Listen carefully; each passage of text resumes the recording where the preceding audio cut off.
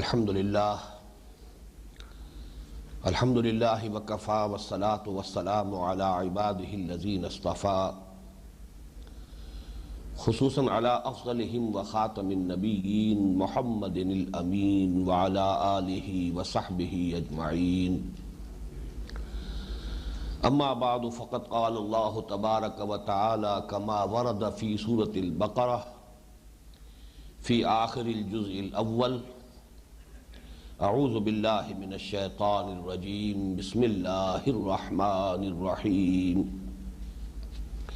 وقالوا كونوا هودا او نصارى تهتدوا قل بل ملة ابراہیم حنیفا وما كان من المشركين قولوا آمنا بالله وما أنزل إلينا وما أنزل إلى إبراهيم وإسماعيل وإسحاق وما أنزل إلى إبراهيم وإسماعيل وإسحاق ويعقوب والأسباط وما أوتي موسى وعيسى وما أوتي النبيون من ربهم لا نفرق بين أحد منهم ونحن له مسلمون فإن آمنوا بمثل ما آمنتم به فقد اهتدوا وإن تولوا فإنما هم في شقاق فسيكفيكهم الله وهو السميع العليم صبغة الله ومن أحسن من الله صبغة ونحن له عابدون قل أتحاجوننا في الله وهو ربنا وربكم ولنا أعمالنا ولكم أعمالكم ونحن له مخلصون ام تقولون ان ابراہیم واسماعیل واسحاق ویعقوب والاسباط كانوا هودا او نصارا قل أأنتم اعلم ام اللہ ومن اظلم ممن كتم شہادة عنده من اللہ وما اللہ بغافل عما تعملون تلك امة قد خلت لها ما كسبت ولكم ما كسبتم ولا تسألون عما كانوا يعملون صدق الله العظيم رب اشرح لي صدري ويسر لي أمري واحلل عقدة من لساني يفقهوا قولي اللهم ربنا ألهمنا رشدنا وأعذنا من شرور أنفسنا اللهم أرنا الحق حقا وارزقنا اتباعه وأرنا الباطل باطلا وارزقنا اجتنابه اللهم وفقنا لما تحب وترضى آمین یا رب العالمین۔ ان آیات مبارکہ پر جن کی ابھی تلاوت ہوئی ہے، قرآن حکیم کا پہلا پارہ ختم ہو رہا ہے۔ ویسے یہ بات اس سے پہلے کئی مرتبہ عرض کی جا چکی ہے کہ 30 پاروں میں جو قرآن حکیم کی تقسیم ہے وہ کوئی مضمون کے اعتبار سے نہیں ہے، یہ معنوی تقسیم نہیں ہے، بڑی ہی آربیٹریری قسم کی، اور صرف اس مقصد سے یہ تقسیم کی گئی، اور یہ تقسیم عہد نبوت میں موجود نہیں تھی، عہد صحابہ میں موجود نہیں تھی۔ 30 پاروں میں تقسیم جو ہے تابعین کے عہد میں ہوئی ہے، اور اس میں اصل مقصد یہ تھا کہ اتنے برابر حصوں میں قرآن مجید کو تقسیم کر دیا جائے کہ ایک حصہ روزانہ اگر ایک انسان، ایک مسلمان تلاوت کرے تو ہر مہینے میں وہ قرآن مجید کا ایک دورہ مکمل کر لے، جسے ہم آج کل اصطلاحاً کہتے ہیں ایک مرتبہ قرآن ختم کر لے۔ بہرحال پاروں کی اس تقسیم کو ایک طرف رکھ دیجئے تو جو سورہ مبارکہ چل رہی ہے، سورہ بقرہ، اس کے بارے میں صرف یہ باتیں ذہن میں تازہ کر لیجئے کہ بنیادی طور پر یہ 2 حصوں میں منقسم ہے، اسی لیے میں نے اس کا ایک عنوان تجویز کیا ہے سورۃ الامتین، 2 امتوں کی سورت۔ پہلے حصے میں یا تو براہ راست خطاب ہے یا روح سخن ہے سابقہ امت مسلمہ یعنی بنی اسرائیل کی طرف، یہ 18 رکوعوں پر مشتمل ہے جس میں 152 آیات آ جاتی ہیں۔ دوسرا حصہ جو ہے وہ موجودہ امت مسلمہ یعنی امت محمد صلی اللہ علیہ وسلم سے خطاب پر مشتمل ہے۔ اس میں رکوع 22 ہے، آیات 134 ہیں، تو گویا کہ رکوعوں کی تعداد پہلے حصے میں کم ہے، 18 ہے 22 کے مقابلے میں، لیکن آیات کی تعداد جو ہے وہ پہلے حصے میں زائد ہے، 152 ہے 134 کے مقابلے میں۔ تو اس طرح یہ تقسیم تقریباً متوازن ہے، نصفین میں ہے۔ پہلے حصے کو بھی پھر ہم نے دیکھا ہے، بارہا یہ بات یہاں بیان ہو چکی ہے، لیکن چونکہ ہر درس میں بعض حضرات نئے ہوتے ہیں، میں ان کے حوالے سے تاکہ یہ ذہن نشین وہ بھی حضرات کر لیں اس حقیقت کو کہ پہلا حصہ پھر 3 حصوں میں منقسم ہے۔ پہلے 4 رکوع تمہیدی نوعیت کے ہیں، اور یوں سمجھئے کہ اس میں گویا کہ مکی قرآن کا خلاصہ آ گیا ہے۔ مکی قرآن سے جو 2/3 ہے اپنے حجم کے اعتبار سے، پورے قرآن کا 2/3 ہے کہ جو مکے میں ہجرت سے قبل نازل ہو چکا تھا۔ ظاہر بات ہے کہ اس قرآن کے اس حصے اور اتنے بڑے حصے کے نزول کا ایک نتیجہ نکل چکا تھا۔ وہ نتیجہ یہ کہ کچھ وہ لوگ تھے کہ جنہوں نے اس قرآن کے انوار سے اپنے قلوب و اذہان کو منور کیا، ان کی ایک جماعت صحابہ کرام کی، اور مہاجرین کی صورت میں اب وہ مدینے میں وہ جماعت موجود تھی لوگوں کے سامنے جب یہ سورہ بقرہ نازل ہو رہی ہے۔ یہ گویا کہ جیسے آپ کہتے ہیں کہ درخت اپنے پھل سے پہچانا جاتا ہے، یہ قرآن کا پھل تھا کہ جو اس وقت اہل مدینہ کے سامنے پیش کر دیا گیا۔ اور اس کے بعد یہ کہ وہ لوگ بھی اب وجود میں آ چکے تھے، قریش کے وہ سردار کے جو گویا کہ اپنی ضد اور عناد اور تعصب اور ہٹ دھرمی کی بنا پر یہ طے کر چکے تھے کہ کسی صورت انہوں نے حضور کی بات کو نہیں ماننا ہے۔ تیسرا طبقہ اب یہ مدینے میں پیدا ہو رہا تھا، بین منافقین کا، جو مدعی تو تھے ایمان کے لیکن یہ کہ حقیقت میں مومن نہیں تھے۔ تو پہلے 2 رکوعوں میں ان تینوں قسم کے افراد کی شناخت کرا دی گئی، ان کے اوصاف بیان کر دیے گئے، یہ مومنین صادقین ہیں، یہ وہ ہیں کہ جو کفر پر اڑ چکے ہیں، اور یہ ہے جو بین ہے۔ تیسرے رکوع میں قرآن مجید کی دعوت کا خلاصہ، پورے مکی قرآن کی دعوت کا خلاصہ۔ چوتھے رکوع میں قرآن حکیم کے فلسفے کا جو بنیادی اس کا فلسفہ ہے اس کا خلاصہ۔ تو میں پھر عرض کر رہا ہوں کہ یہ 4 رکوع جو ہے جو تمہیدی ہیں، اس مدنی قرآن کے آغاز میں گویا کہ وہ مکی قرآن کا خلاصہ ہے۔ اس کے بعد 10 رکوع اور 2 آیتیں مزید، 5ویں رکوع سے لے کر 15ویں رکوع کی پہلی 2 آیات تک یہ خطاب تھا بنی اسرائیل سے، سابقہ امت مسلمہ سے۔ اس کے بعد 4 رکوع، اس میں 2 آیتیں کم، اس لیے کہ 15ویں رکوع کی ہم نے 2 آیتیں شامل کی ہیں اس حصے میں، تو 2 آیت کم 4 رکوع ہیں یہ، 15واں 16واں 17واں 18واں 4 رکوع۔ ان کے لیے میں نے عرض کیا تھا ان کو ہم کہیں گے تحویلی ہے یہ حصہ، کہ اب سابقہ امت مسلمہ کی معزولی کا اعلان ہو رہا ہے کہ جس مقام اور منصب پر 2000 برس تک یہ امت فائز رہی، جب انہیں تورات دی گئی تھی تقریباً 1400 قبل مسیح میں، اس وقت سے لے کر حضور کو جب قرآن عطا کیا گیا 7ویں صدی کے آغاز میں، اس لیے کہ سن 610 میں حضور پر وحی کا آغاز ہوا ہے، تو پورے 2000 برس تک اس روئے ارضی پر اللہ کی نمائندگی کا مقام حاصل رہا ہے سابقہ امت مسلمہ یعنی بنی اسرائیل کو۔ لیکن اب وہ منصب ان سے سلب کیا گیا، چھین لیا گیا، وہ محروم کر دیے گئے، اور محروم کیے گئے اپنے کرتوتوں کے باعث، اپنے کردار کے باعث، اپنے طرز عمل کے باعث۔ پچھلے 10 رکوعوں میں تفصیلی گفتگو اس کے بارے میں ہو چکی ہے، ایک بڑی مفصل فرد جرم ان پر عائد کی جا چکی ہے۔ لیکن اب جو ہے یہی منصب عطا ہو رہا ہے امت محمد کو صلی اللہ علیہ وسلم، اور یہ جو تحویل منصب ہے، ایک امت سے منصب لے کر دوسری امت کو منتقل کرنا، اس کی علامت کے طور پر، اس کے سمبل کے طور پر تحویل قبلہ ہوا ہے۔ تو تحویل قیادت اور امامت کی، اور اس کے لیے علامت اور سمبل تحویل قبلہ، یہ گویا کہ ان 4 رکوعوں کا مرکزی مضمون ہے۔ اور چونکہ یہ قبلہ جو ہے اب بنایا جا رہا ہے بیت اللہ کو، اور اس کے معمار ثانی کہہ لیجئے، بہرحال جہاں تک انسانی تاریخ ہماری پہنچی ہے ابھی تک، اس لیے کہ تقریباً 5000 برس ہم سمجھتے ہیں کہ انسانی تاریخ کے وہ ہیں کہ جس کے بارے میں معلومات انسانوں کو حاصل ہیں۔ اس سے پہلے جو ہے وہ پری ہسٹورک ایرا ہے۔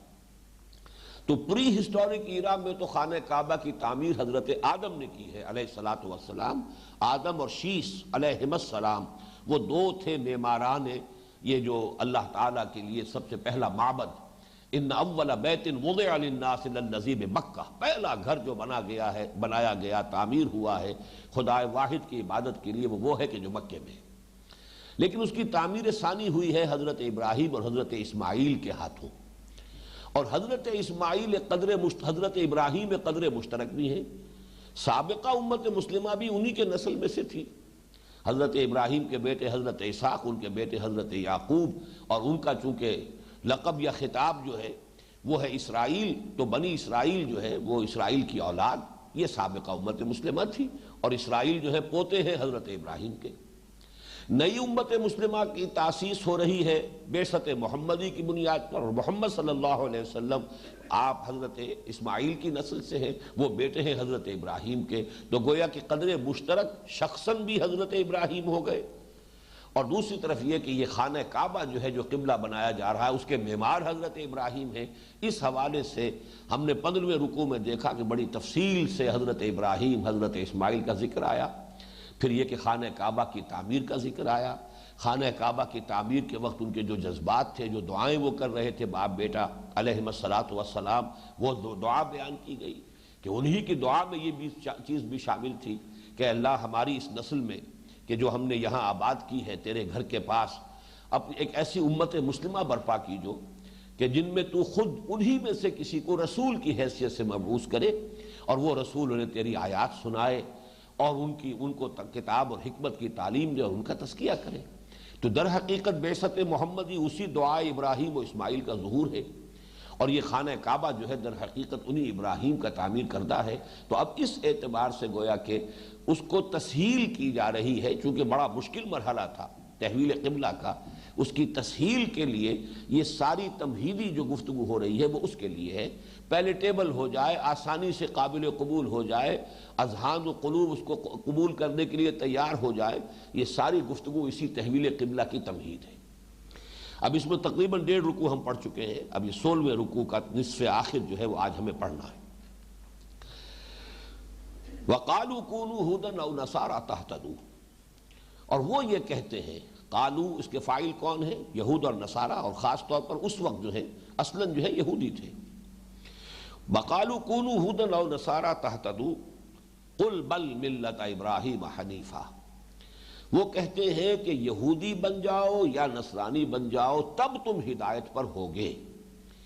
یہ در حقیقت نبی اکرم صلی اللہ علیہ وسلم کی بعثت کے بعد جو ایک سخت مشکل میں مبتلا ہو گئے تھے، کیا کریں اور کس طریقے سے جو لوگ حضور کی دعوت کی پر لبیک کہہ رہے ہیں اور قبول کرتے چلے جا رہے ہیں، انہیں روکیں تو کیسے روکیں؟ اس کے لیے انہوں نے، جیسا کہ ہم اس سے پہلے بھی آیت نمبر 111 میں پڑھ چکے ہیں، وَقَالُوا لَن يَدْخُلَ الْجَنَّةَ إِلَّا مَنْ كَانَ هُودًا أَوْ نَصَارَىٰ تِلْكَ أَمَانِيُّهُمْ قُلْ هَاتُوا بُرْهَانَكُمْ إِن كُنتُمْ صَادِقِينَ۔ وہ یہ کہتے تھے اگرچہ آپس میں یہودی اور نصرانی جو ہے ان کے آپس میں شدید اختلافات تھے، بڑے نزاعات تھے، یوں سمجھیے کہ آپس میں بیر تھا ان کے، اس لیے کہ عیسائی جسے اپنا خدا سمجھتے ہیں یا خدا کا بیٹا سمجھتے ہیں حضرت عیسیٰ علیہ السلام کو، اس کو سولی دینے والے یہودی تھے، لیکن یہ کہ مسلمانوں کے مقابلے میں وہ دونوں گویا کہ ایک دوسرے کے ساتھ یکجا ہو کر متحدہ محاذ بنا کر کہہ رہے ہیں کہ ٹھیک ہے یہودیت بھی حق ہے اور نصرانیت بھی حق ہے، کسی کو اگر حق کی پیروی کرنی ہے تو یہ دو ہی راستے ہیں، یہودی ہو جائے یا نصرانی ہو جائے۔ اسی طرح جیسا کہ وہ قول میں نے ابھی آپ کو سنایا جو آیت نمبر 111 میں نقل ہوا ہے، نہیں داخل ہو سکے گا ہرگز جنت میں مگر صرف وہی جو یا یہودی ہے یا نصرانی ہے۔ اگرچہ ان دونوں آیات کی تعبیر مفسرین نے دونوں طور پر کی ہے کہ قالو علیحدہ علیحدہ ہے، یہودی کہتے ہیں کہ یہودی ہو جاؤ تو ہدایت پاؤ گے، اور نصرانی کہتے ہیں کہ نصرانی ہو جاؤ تو ہدایت پاؤ گے، لیکن یہاں ایک قالو میں دونوں کے قول کو جمع کر لیا گیا۔ ایک تعبیر یہ ہے کہ اس وقت بھی ان کے مابین یہ باہمی مفاہمت نہیں تھی بالفعل، بلکہ بجائے اس کے کہ یہ کہا جاتا کہ یہودی یہ کہتے ہیں کہ یہودی ہو جاؤ تب ہدایت پاؤ گے، اور نصرانی یہ کہتے ہیں کہ نصرانی ہو جاؤ تب ہدایت یافتہ ہوگے، ان دو جملوں کو ایک جملے میں سمو لیا گیا ایجاز کی خاطر، اختصار کی خاطر، کہ وہ یہ کہتے ہیں کہ یہودی ہو جاؤ یا نصرانی ہو جاؤ تب ہدایت یافتہ ہوگے۔ ایک دوسری رائے وہ ہے جو میں پہلے عرض کر چکا ہوں کہ یہ اصل میں مسلمانوں کی مخالفت کی شدت میں ان کا ایک متحدہ محاذ گویا کہ بن گیا ہے، اور جیسا کہ ہوتا ہے عام طور پر آپس میں چاہے کتنی ہی دشمنی ہو، لیکن یہ کہ اگر کوئی مشترک دشمن سامنے ہو جائے تو وہ باہمی دشمنی، بہت سے ہوتا ہے معاملہ بھائیوں میں آپس میں بہت اختلاف ہے اور بہت چپقلش ہے، لیکن یہ کہ اگر کوئی باہر سے کوئی ایک شخص جو ہے کسی طرف سے ایک مشترک دشمن سامنے آ جائے تو وہ بھائی متحد ہو جایا کرتے ہیں۔ اس قسم کا معاملہ جو ہے یہ بھی ایک رائے ہے کہ یہ در حقیقت ان کا قول تھا اسی مفاہمت باہمی پر مبنی، کہ بھئی ٹھیک ہے یہ دونوں دین جو ہیں برحق ہے، یہودیت بھی اور نصرانیت بھی۔ اب کسی کو اگر ہدایت کی طلب ہے، کوئی طالب حق ہے، تو اس کے لیے دونوں راستے کھلے ہیں، تیسرا راستہ کوئی نہیں۔ قل، اے نبی کہہ دیجئے صلی اللہ علیہ وسلم، بل ملت ابراہیم حنیفہ۔ اب یہاں بل سے پہلے گویا کہ نہیں، لا، نہیں، تمہارا یہ قول غلط ہے، یہ محذوف مانا جائے گا، بلکہ ملت ابراہیمی جو یکسوئی کے ساتھ ہو اختیار کی جائے، یا ملت ابراہیم کی جو کہ یکسو تھے، حنیف تھے، یہ ہے کہ جو ہدایت کا راستہ ہے۔ اب یہاں پر ملت ابراہیم، ملتا، جو کہ یہاں پر یہ منصوب ہے تو یہ مفعول ہے، بل نتبعو، نہیں، ہم تو اتباع کریں گے ملت ابراہیم کی، یا تو وہ فعل جو ہے یہاں پر معذوف مانا جائے گا، یا بل اتبعو ملت ابراہیم حنیفہ، نہیں بلکہ اتباع کرو ابراہیم کے طریقے کی۔ ملت کے لفظ پر گفتگو اس سے پہلے ہو چکی ہے۔ حنیفہ کا لفظ یہاں پہچان لیجئے، حنفہ کہتے ہیں کسی غلط راستے کو، ٹیڑھے راستے کو چھوڑ کر سیدھے راستے پر آ جانا۔ اور فقہ اللغہ کے اعتبار سے عربی زبان میں جو الفاظ جن کے مادے قریبی ہوتے ہیں، مشابہ ہوتے ہیں، ان کے مابین معنوی بھی بڑا قرب ہوتا ہے، بہت ربط ہوتا ہے۔ اب حنفہ، اس میں صرف ایک نقطے کا اضافہ کیجئے، جنفہ، حنفہ جنفہ، جیم اور ہے، جنفہ کے معنی ہے سیدھے راستے سے بھٹک کر کوئی کج راستہ اختیار کر لینا، جیم کے ساتھ ہے تو کجی اختیار کر لینا سیدھے راستے کو چھوڑ کر، اور ہے کے ساتھ ہے حنفہ تو تمام غلط راستوں کو چھوڑ کر سیدھے راستے پر آ جانا۔ تو کس قدر قریب کے دونوں الفاظ ہیں، جیسے کہ وہ آیت مبارکہ قرآن مجید میں ہے، آگے چل کر آئے گی، بہت قریبی، زیادہ دور نہیں ہے۔ فمن خاف من موص جنفا او اثما، اگر اندیشہ یہ ہو کہ کسی وصیت کرنے والے نے کوئی ٹیڑھا راستہ اختیار کیا ہے، کوئی جانبداری برتی ہے یا کسی گناہ کا ارتکاب کیا ہے، تو اگر اصلاح کر دی جائے اس میں تو فلا اسم علیہ، تو کوئی گناہ کی بات نہیں ہے۔ یہ نہیں ہے کہ وصیت کرنے والا جو لکھ گیا بس وہ پتھر کی لکیر ہے، اس میں کوئی تبدیلی نہیں ہو سکتی۔ اگر لوگ دیکھیں کہ اس نے زیادتی کی ہے، غلطی کی ہے، تو باہمی مشاورت سے، باہمی اتفاق سے اس میں تبدیلی کی جا سکتی ہے۔ فمن خاف من موص جنفا او اثما، تو جنفن کہتے ہیں کہ میلان عن الحق، حق سے ہٹ گیا،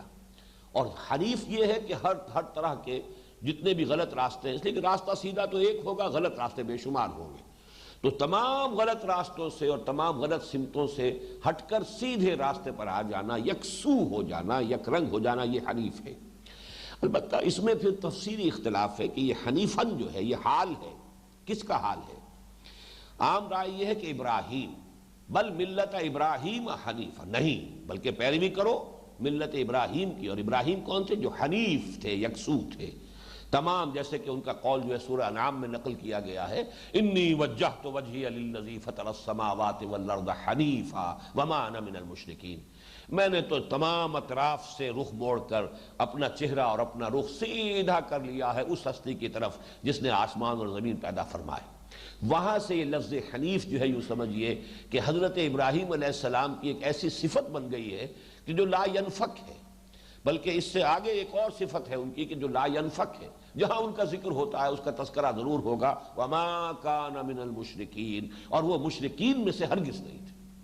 یہ گویا کہ سب سے بڑا، میں عرض کیا کرتا ہوں، ٹیسٹیمونیل، سب سے بڑی سند، سب سے بڑا جو ہے سرٹیفکیٹ جو اللہ تعالیٰ کی طرف سے حضرت ابراہیم کو عطا ہوتا ہے قرآن مجید میں، اکثر و بیشتر آپ دیکھیں گے جہاں حضرت ابراہیم کا تذکرہ ہے وما کان من المشرکین، اس لیے کہ واقعتاً جیسا کہ ہم تفصیل سے 15ویں رکوع کے ضمن میں پڑھ چکے ہیں، جس ماحول میں انہوں نے آنکھ کھولی ہے ہر نوع کا شرک انتہائی عروج پر تھا، ظلمات بعضها فوق بعض،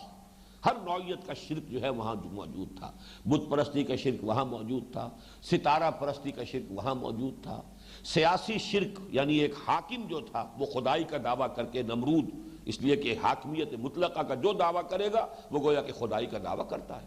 بلکہ اس نے جو محاجہ کیا ہے، مناظرہ کیا حضرت ابراہیم سے، وہ خدائی کا دعوے دار تھا۔ تو گویا کہ ہر نوع کا شرک، عقیدے کا شرک، عمل کا شرک، وہ سارے ان کے ہاں موجود تھے۔ اور اس ماحول میں آنکھ کھولنے والا سلیم الفطرت نوجوان ابراہیم علیہ الصلوۃ والسلام ہر طرح کے شرک کو رد کر کے توحید کامل تک پہنچا ہے۔ وہ توحید کامل نظریے کی بھی، عقیدے کی بھی، عمل کی بھی، انفرادی سطح پر بھی، اجتماعی سطح پر بھی۔ وہ بادشاہ سے بھی ٹکرا گیا ہے، وہ عوام سے بھی ٹکرا گیا ہے، وہ اپنے باپ سے بھی ٹکرا گیا ہے۔ مطلب یہ کہ ہر اعتبار سے چومکھی جنگ لڑ کر اور یکسو ہو کر یہ گویا کہ سب سے بڑی سند ہے، شرک سے بالکل پاک۔ براہیمی نظر پیدا مگر مشکل سے ہوتی ہے، ہوس چھپ چھپ کے سینوں میں بنا لیتی ہے تصویریں۔ ابراہیم کے مقام تک پہنچنا آسان کام نہیں ہے۔ کہیں سینے کے اندر غیر اللہ کی محبت ہی غالب آ گئی ہے اللہ کے اوپر، اللہ کی محبت پر، آپ کو پتہ بھی نہیں چلا اور آپ مشرک ہیں۔ دولت کی محبت اللہ کی محبت سے بالا تر ہو گئی تو مشرک ہیں، چاہے آپ کسی بت کو سجدہ نہیں کرتے، چاہے آپ نے کسی بھی اس دیوی کو نہیں پوجا ہے کہ جس کے بارے میں ہندوؤں کا عقیدہ ہے کہ وہ جس پر مہربان ہو جائے پھر اس کی دولت کی ریل پیل ہو جاتی ہے۔ دیوی کو آپ نے نہیں پوجا، لیکن اس دیوی کو وہ پوجتے ہیں دولت کی محبت میں۔ دولت کی محبت آپ کے اندر اتنی ہے جتنی اس ہندو کے اندر ہے، تو در حقیقت پھر آپ بھی اتنے ہی بڑے مشرک ہیں، چاہے آپ نے اس دیوی کی کو مورتی جو ہے اس کو کبھی سجدہ نہیں کیا ہے۔ تو اس حوالے سے یہ کہ اس شرک سے پورے طور پر بچ جانا کوئی آسان کام نہیں۔ دوسری رائے یہ ہے کہ یہ جو حنیف کا لفظ ہے یہ ملت کے لیے آیا ہے، کہ یکسو ہو کر جو ابراہیم کی ملت ہے اس کو اختیار کیا جائے۔ بہرحال یہ اکثر کا جو اجماع ہے وہ اسی پر ہے کہ یہ حضرت ابراہیم علیہ السلام ہی کے لیے صفت کے طور پر یا یوں سمجھیے حال کے طور پر، یہ حال کہلائے گا، ٹیکنیکل جو ٹرم ہے عربی گرامر کی۔ بل ملت ابراہیم حنیفہ وما کان من المشرکین۔ اب اس کے مقابلے میں جوابی دعوت، ان کی دعوت تو یہ ہے مسلمانوں، لیکن دعوت کا مقابلہ ہمیشہ دعوت کر سکتی ہے۔ اگر آپ کی طرف سے کوئی آفینسو نہیں ہے دعوت کی تو آپ کبھی بھی مقابلہ نہیں کر سکیں گے، ریزسٹ نہیں کر سکیں گے۔ دعوت کے مقابلے میں دعوت آنی چاہیے۔ وہ شرک کی دعوت دے رہے ہیں، اے مسلمانوں تم توحید کی دعوت دو۔ وہ یہودیت اور نصرانیت کی دعوت دے رہے ہیں، تم ابراہیم کی ملت کی دعوت دو۔ اب یہاں نوٹ کیجئے گا کہ ابراہیم کی ملت کہی جا رہی ہے، ملت محمد نہیں کہی جا رہی۔ یہ ہے حکمت دعوت، اس لیے کہ محمد صلی اللہ علیہ وسلم کی بات کی جائے گی تو ان سے تو اس وقت چونکہ وہ موجود ہیں، سامنے ہیں، ان سے کسی کو کسی اعتبار سے کوئی الرجی ہے، کسی کو کسی اعتبار سے کوئی بعد ہے، لیکن چونکہ ابراہیم جو ہے قدر مشترک ہے، جیسا کہ میں نے عرض کیا تھا کہ کوئی میننگ فل اور نتیجہ خیز دعوت و تبلیغ وہی ہوتی ہے کہ جس کو بیس کیا جائے کسی قدر مشترک پر۔ جو چیز میرے اور آپ کے مابین متفق علیہ ہے وہاں سے بات شروع کیجئے تو بات نتیجہ خیز ہوگی، ڈائیلاگ جو ہے میننگ فل ہوگی، نتیجہ خیز ہو جائے گی۔ لیکن آپ نے کوئی قدر مشترک تلاش ہی نہیں کی، یا فرض کیجئے ہے ہی نہیں، تو آپ بات کس بنیاد پر کریں گے؟ کہاں سے گفتگو کا آغاز ہوگا؟ جس کی میں نے مثال دی تھی کہ زپ جو ہوتا ہے وہ آپ نیچے سے اس کا وہ ہے جو ہینڈل ہے اس کو کھینچتے ہوئے اوپر لائیے گا تو اوپر تک وہ جو زپ جو ہے اس کے تمام دندانے آپس میں فٹ بیٹھ جائیں گے۔ ویسے جوڑنے کی کوشش کریں گے اوپر سے کبھی نہیں جڑے گا۔ وہ تو وہاں سے چلیے جہاں پر کہ مشترک ہے، جہاں جڑا ہوا ہے وہ پہلے سے، وہاں سے کھینچتے چلے جائیے، وہ جڑ جائے گا۔ تو اسی طریقے سے اس رکوع میں خاص طور پر آپ دیکھیں گے کہ اس قدر مشترک پر بات کرنے کے لیے بڑی اس میں بہت سی مثالیں آ رہی ہیں اس ایک رکوع کے اندر، کہ جب بھی گفتگو کرنی ہو کوئی قدر مشترک تلاش کرو، پھر اس سے بات کو آگے بڑھاؤ کہ جب یہ بات میرے اور آپ کے مابین متفق علیہ ہے تو بھائی اس سے یہ لازم آتا ہے، اس کا یہ منطقی نتیجہ ہے، اس کا یہ جو ہے لازمی جو ہے ہمیں کرولری کے طور پر، اب جب ایک بات آپ نے مانی ہے اصول کے طور پر تو اس کی جو کرولریز ہے وہ بھی آپ کو ماننی چاہیے۔ اور اگر کسی شخص کے اندر کوئی ہٹ دھرمی نہیں ہے، تعصب نہیں ہے، ضد نہیں ہے، تو رفتہ رفتہ وہ اس کو مانتا ہوا آئے گا آگے۔ تو یہاں آپ دیکھیں گے قولو، تم یہ کہو، آمنا باللہ وما انزل الینا وما انزل الی ابراہیم و اسماعیل و اسحاق و یعقوب والاسباط وما اوتی موسیٰ و عیسیٰ وما اوتی النبیون من ربہم لا نفرق بین احد منہم ونحن لہ مسلمون۔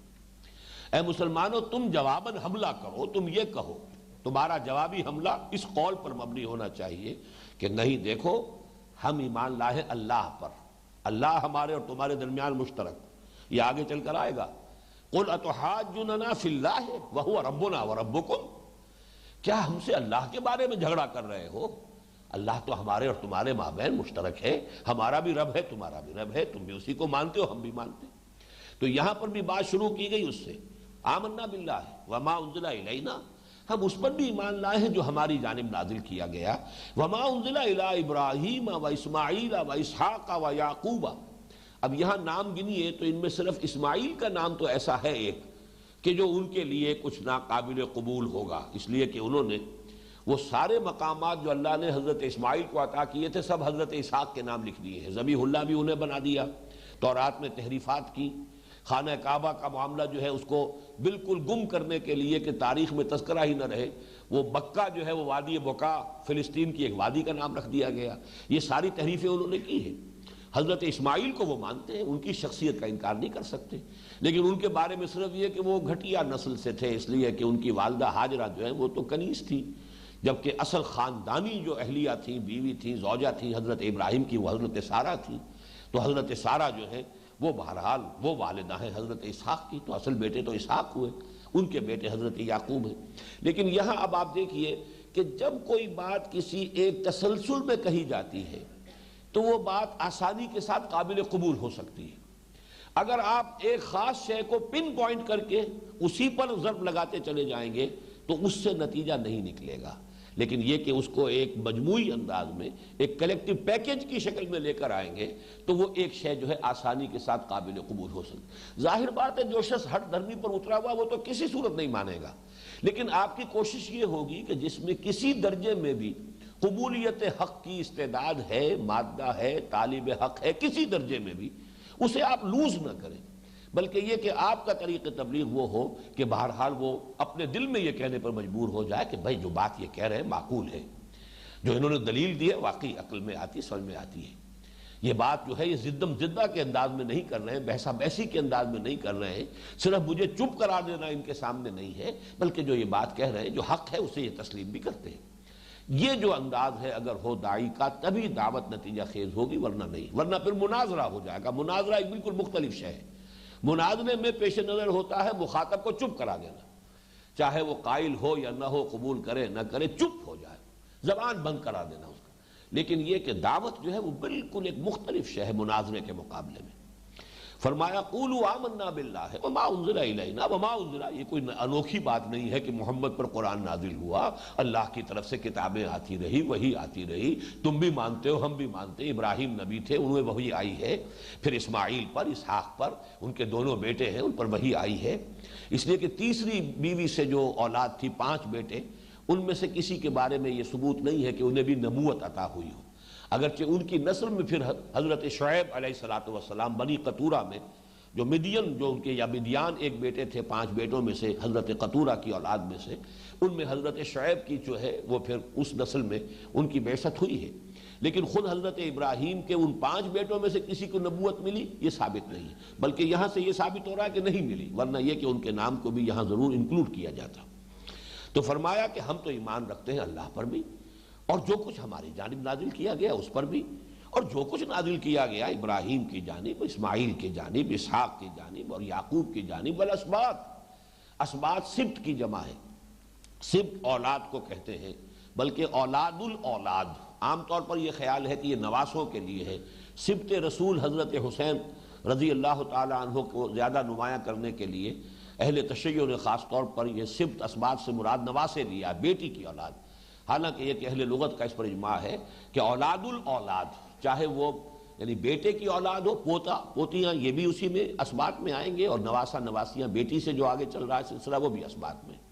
تو جو بھی ان کی اسباط ہیں، حضرت ابراہیم علیہ السلام، حضرت اسماعیل، حضرت اسحاق، حضرت یعقوب کے پھر اسباط ہیں وہ 12 قبیلے،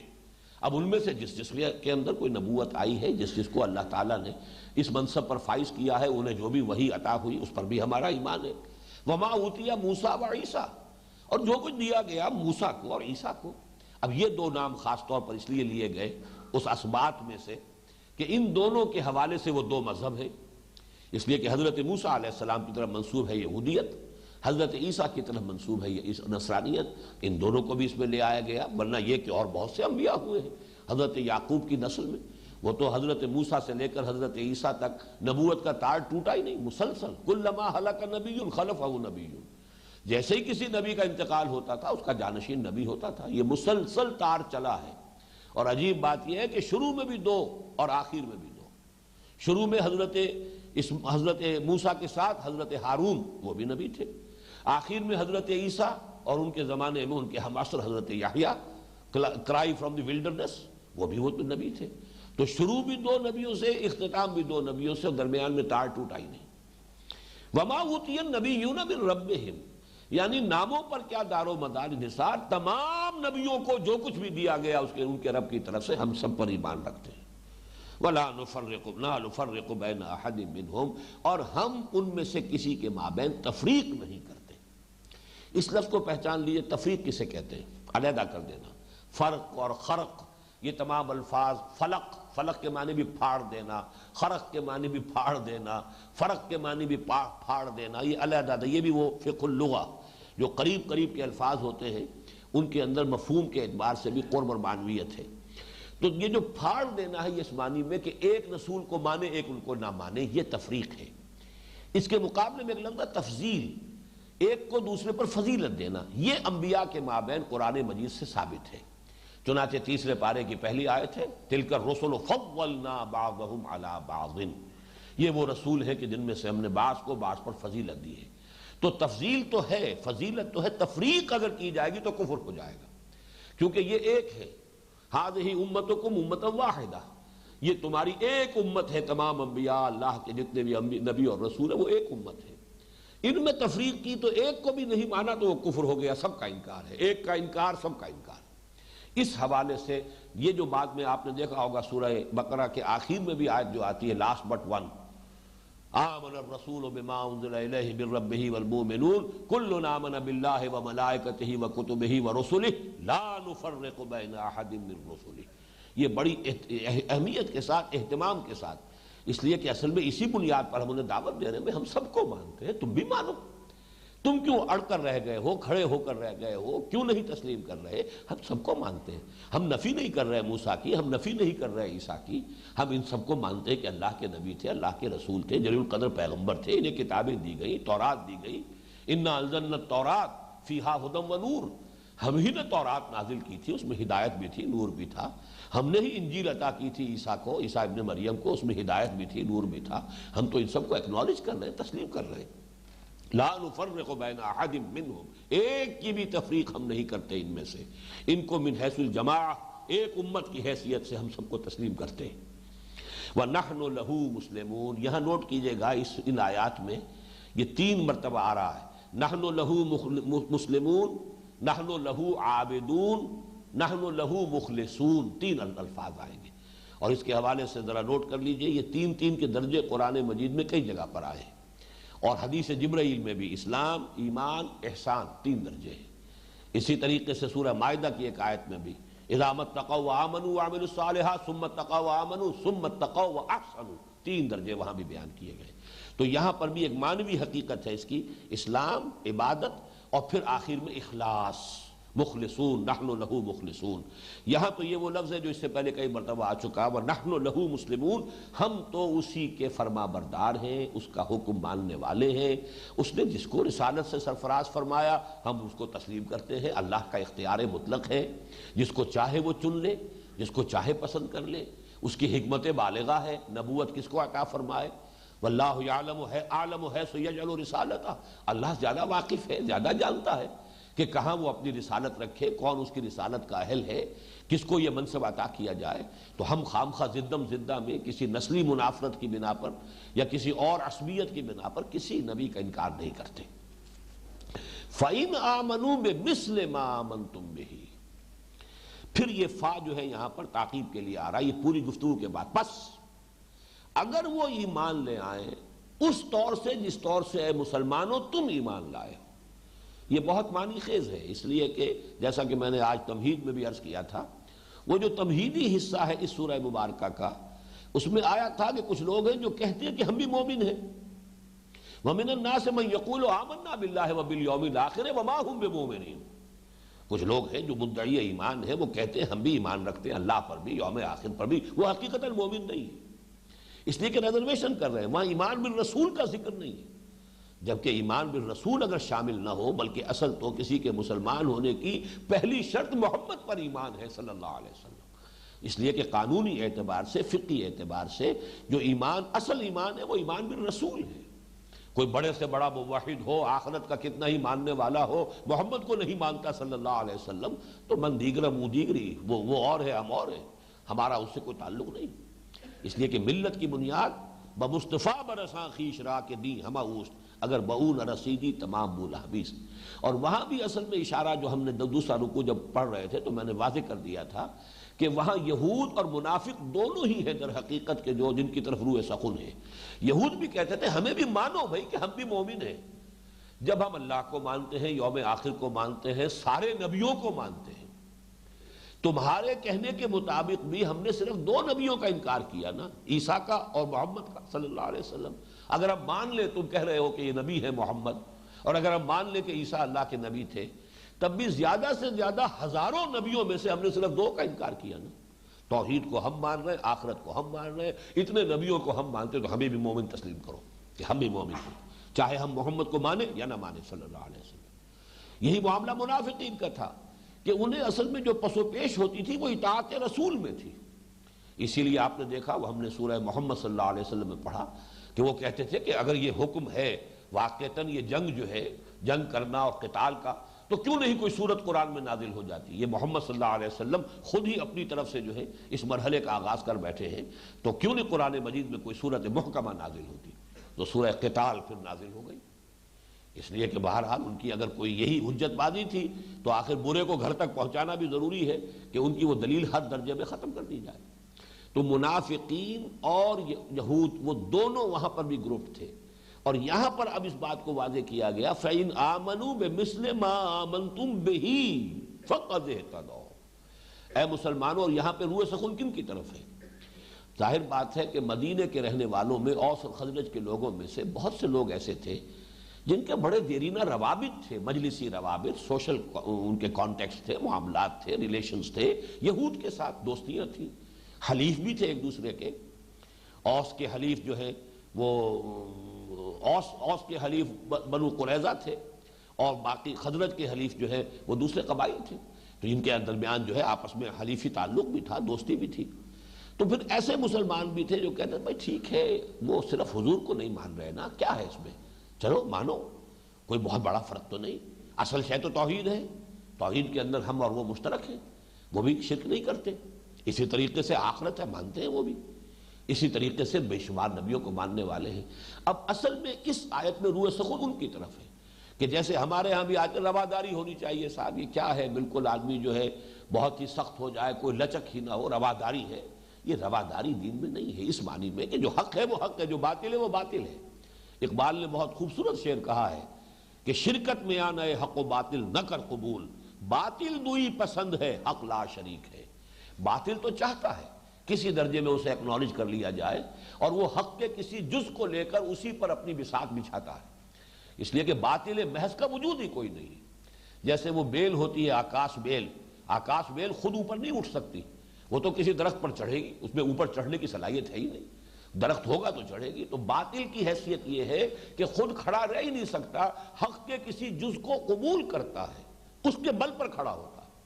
تو باطل دوئی پسند ہے، باطل تو چاہے گا کہ حق کے کسی حصے کو وہ قبول کرے، اس لیے کہ اس کے بغیر اس کا وجود ہی کوئی نہیں، لیکن حق لا شریک ہے۔ حق کسی باطل کے ساتھ کوئی مصالحت، کوئی کمپرومائز، کوئی گیو اینڈ ٹیک کر کے معاملہ کرنے کے لیے تیار نہیں۔ باطل دوئی پسند ہے، بہت میں سمجھتا ہوں بڑا حکیمانہ شعر ہے۔ باطل کی فطرت میں ہے کہ وہ تو چاہے گا کہ کسی نہ کسی درجے میں کوئی مصالحت ہو جائے، کوئی آمیزش ہو جائے، حق کا کوئی جز میں اختیار کر لوں تاکہ میرے اندر مقاومت پیدا ہو، ریڑھ کی ہڈی مجھے ملے جس کے بل پر میں سارا تانا بانا جو ہے اپنے باطل نظریات کا جو ہے اس کے گرد بن سکوں۔ باطل دوئی پسند ہے حق لا شریک ہے، شرکت میں آنا ہے حق و باطل نہ کر قبول۔ وہی بات یہ ہے کہ فَإِنْ آمَنُوا بِمِثْلِ مَا آمَنْتُمْ بِهِ فَقَدِ اهْتَدَوْا۔ اے مسلمانوں، پھر اگر یہ ایمان لائیں اس طور سے جس طور سے تم ایمان لائے، کوئی ریزرویشنز نہ ہو، کسی نبی کا انکار نہ ہو، کسی معاملے کے اندر بھی کوئی انہوں نے کوئی وہ کمپرومائز نہ کیا ہو باطل کے ساتھ، اگر وہ اس طور سے ایمان لائے فَقَدِ اهْتَدَوْا، تب وہ ہدایت پر ہوں گے۔ اب یہ جواب ہوا اس کا وَقَالُوا كُونُوا هُودًا أَوْ نَصَارَىٰ تَهْتَدُوا۔ انہوں نے یہ کہا تھا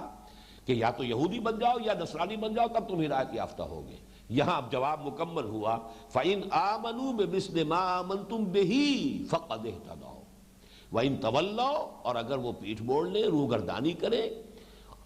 فَإِنَّمَا هُمْ فِي شِقَاقٍ، یہ لفظ ذرا اچھی طرح سمجھ لیجئے۔ شقاق کہتے ہیں زدم زدہ، بغض، جس کو بعض اوقات ہم اپنی زبان میں کہتے ہیں للہ بغض۔ کسی سے کوئی ایسی نفرت ہو جاتی ہے، للہ بغض ہو جاتا ہے کہ اس کی ہر بات کی نفی کرنی ہی کرنی، اس کی بات کو کہ کتنی ہی حق ہو، کتنا ہی دل اسے قبول کر رہا ہو، دماغ بھی تسلیم کر رہا ہو، نہیں ماننا، یہ شقاق ہوتا۔ فَإِنَّمَا هُمْ فِي شِقَاقٍ، اور اگر یہ اس طور سے ایمان لانے کے لیے تیار نہیں ہے تو اے مسلمانوں، چاہے یہ کتنے ہی اپنی جو ہے خلوص اور اخلاص کا تمہیں یقین دلائیں، کتنی ہی قسمیں کھائیں، لیکن جان لو فَإِنَّمَا هُمْ فِي شِقَاقٍ، یہ زدم زدہ میں، بغض میں، عناد میں، للہ عداوت جو ہے ان کے اندر پیدا ہو چکی ہے، اور یہ ماننے والے نہیں۔ یہاں سارا روئے سخن پھر نوٹ کیجئے گا ان مسلمانوں کی طرف ہے جو ان کی وہ جو لیپا پوتی تھی یا چاپلوسانہ گفتگو ہوتی تھی، رواداری کے انداز میں، جیسے آج کل واعظ کہے جاتے ہیں، اور یہ چیزیں وہ ہے کہ جو بہرحال کچھ نہ کچھ لوگوں کو اپیل کر جاتی کہ ہاں بھائی ٹھیک ہے، آخر یہ لوگ بھی ہیں، ان کو اکوموڈیٹ کرنا چاہیے، آدمی کو کسی نہ کسی درجے میں جو ہے وہ ایکنالج کرنا چاہیے ان کو بھی۔ لیکن یہاں یہ کہ جب تک ملت کا علیحدہ تشخص پورے طور سے برقرار نہ ہو، قائم نہ ہو، اس کو پوری طرح گارڈ نہ کیا جائے، جیسے ہندوستان میں ایک بہت اہم مرحلے پر جبکہ یہ امت کا اور ملت کا تشخص ختم ہو رہا تھا دین الہی یا دین اکبری کے ذریعے سے، تو حضرت مجدد الفسانی کھڑے ہوئے ہیں رحمت اللہ علیہ، اور جس طریقے سے انہوں نے تشخص، اور اس میں خاص طور پر ان کے مکتوبات کو دیکھیے گا تو اتباع شریعت اور اطاعت محمد صلی اللہ علیہ وسلم سب سے زیادہ زور ان کے ہاں جو ہے اسی بات پر ہے۔ لہذا اس لیے کہ اسی کے بل پر تو در حقیقت ملت کا تشخص قائم ہے، اس کا علیحدہ جو ایک اپنی ایک آئیڈینٹی ہے، اس کی بنیاد جو ہے وہ در حقیقت سنت رسول ہے، اتباع رسول ہے۔ بمصطفیٰ برساں خیش را کے دی ہم اوست، اگر بہو نہ رسولی تمام بولا پیست۔ تو وہی بات یہاں کہی جا رہی ہے، اگر یہ اس سے روگردانی کرے فَإِنَّمَا هُمْ فِي شِقَاقٍ، تو جان لو کہ پھر وہ زدم زدہ میں ہے، دشمنی میں ہے، بغض اور عناد ان کے دلوں کے اندر ڈیرے ڈالے ہوئے ہے۔ فَسَيَكْفِيكَهُمُ اللَّهُ، اب ذرا نوٹ کیجئے، یہاں جمع کے صیغے کی بجائے فوراً واحد کے صیغے میں اب بات ہو گئی، یہ خطاب اب حضور سے ہے، فَسَيَكْفِيكَهُمُ اللَّهُ، تو اے محمد صلی اللہ علیہ وسلم آپ مطمئن رہے، اللہ ان سب کی ریشہ دوانیوں اور دشمنیوں کے مقابلے میں تنہا آپ کی مدد کے لیے کافی ہے۔ یعنی چاہے مسلمانوں میں سے بھی کچھ لوگ جو ہیں وہ ان کی چاپلوسانہ گفتگو سے متاثر ہو جائیں، وہ بھی کہیں کو رواداری کا آپ کے سامنے آ کر بھی یہ منافقین جو ہے آپ کو بھی درس جو ہے پڑھانا، سبق پڑھانا شروع کر دیں رواداری کا، لیکن آپ مطمئن رہیے فَسَيَكْفِيكَ، اب یہاں جمع کا صیغہ نہیں ہے، اے محمد یہ واحد کے صیغے میں حضور سے خطاب ہے، مطمئن رہیے اللہ کافی رہے گا آپ کے لیے، ہم یہ گویا کہ ان کے مقابلے میں اللہ کافی ہوگا آپ کے لیے ان کے مقابلے میں۔ فَسَيَكْفِيكَهُمُ اللَّهُ وَهُوَ السَّمِيعُ الْعَلِيمُ، اور وہ سب کوئی سننے والا، سب کچھ جاننے والا ہے، اس کے علم میں ہے جو کچھ وہ کہہ رہے ہیں، جو انہوں نے جو ریشہ دوانیاں کی ہیں، جس طرح کی چاپلوسانہ گفتگوؤں سے بعض مسلمانوں کے دلوں میں کچھ گھر کر لیا ہے، ان کے دلوں میں کچھ نرم گوشہ پیدا کر لیا، اللہ کے علم میں سب ہے، آپ اس پر کوئی تشویش محسوس نہ کریں۔ فَسَيَكْفِيكَهُمُ اللَّهُ، آپ کے لیے تنہا اللہ کافی ہے۔ کیا غم ہے اگر ساری خدائی ہے مخالف، کافی ہے اگر ایک خدا میرے لیے ہے۔ یہ توحید کا وہ تقاضا ہے کہ انسان جو ہے ہر طرح کے مشکل سے مشکل حالات میں بھی بس یہ کہ اگر اللہ میرے ساتھ ہے تو مجھے کسی سے کوئی فکر نہیں، کوئی اندیشہ نہیں، یہ یقین ہونا چاہیے، بس دل گواہی دے۔ اور اگر آپ، جیسے کہ لفظ آ رہا ہے آگے، آپ مخلص ہیں اللہ کے ساتھ تو آپ کو یقین ہوگا کہ اللہ بھی آپ کی مدد کرے گا، یقیناً کرے گا۔ ہاں اگر آپ کوئی اللہ تعالیٰ کے ساتھ چال بازی کر رہے ہیں، اور آپ کا ضمیر بتا دے گا کہ تم اللہ کو دھوکہ دے رہے ہو،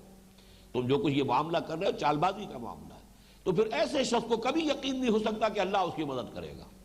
اسی شخص کو یقین ہوگا اللہ کی مدد کا جو خود اللہ کے ساتھ خلوص اور اخلاص کا معاملہ کر رہا۔ فَسَيَكْفِيكَهُمُ اللَّهُ، اس آیت کے بارے میں ایک بات اور نوٹ کر لیجئے، تاریخی حیثیت کی ہے۔ حضرت عثمان رضی اللہ تعالی عنہ، خلیفہ ثالث ذو النورین، جب انہیں شہید کیا ہے بلوائیوں نے، تو جب ان کے خون کی، بلکہ یہ کہ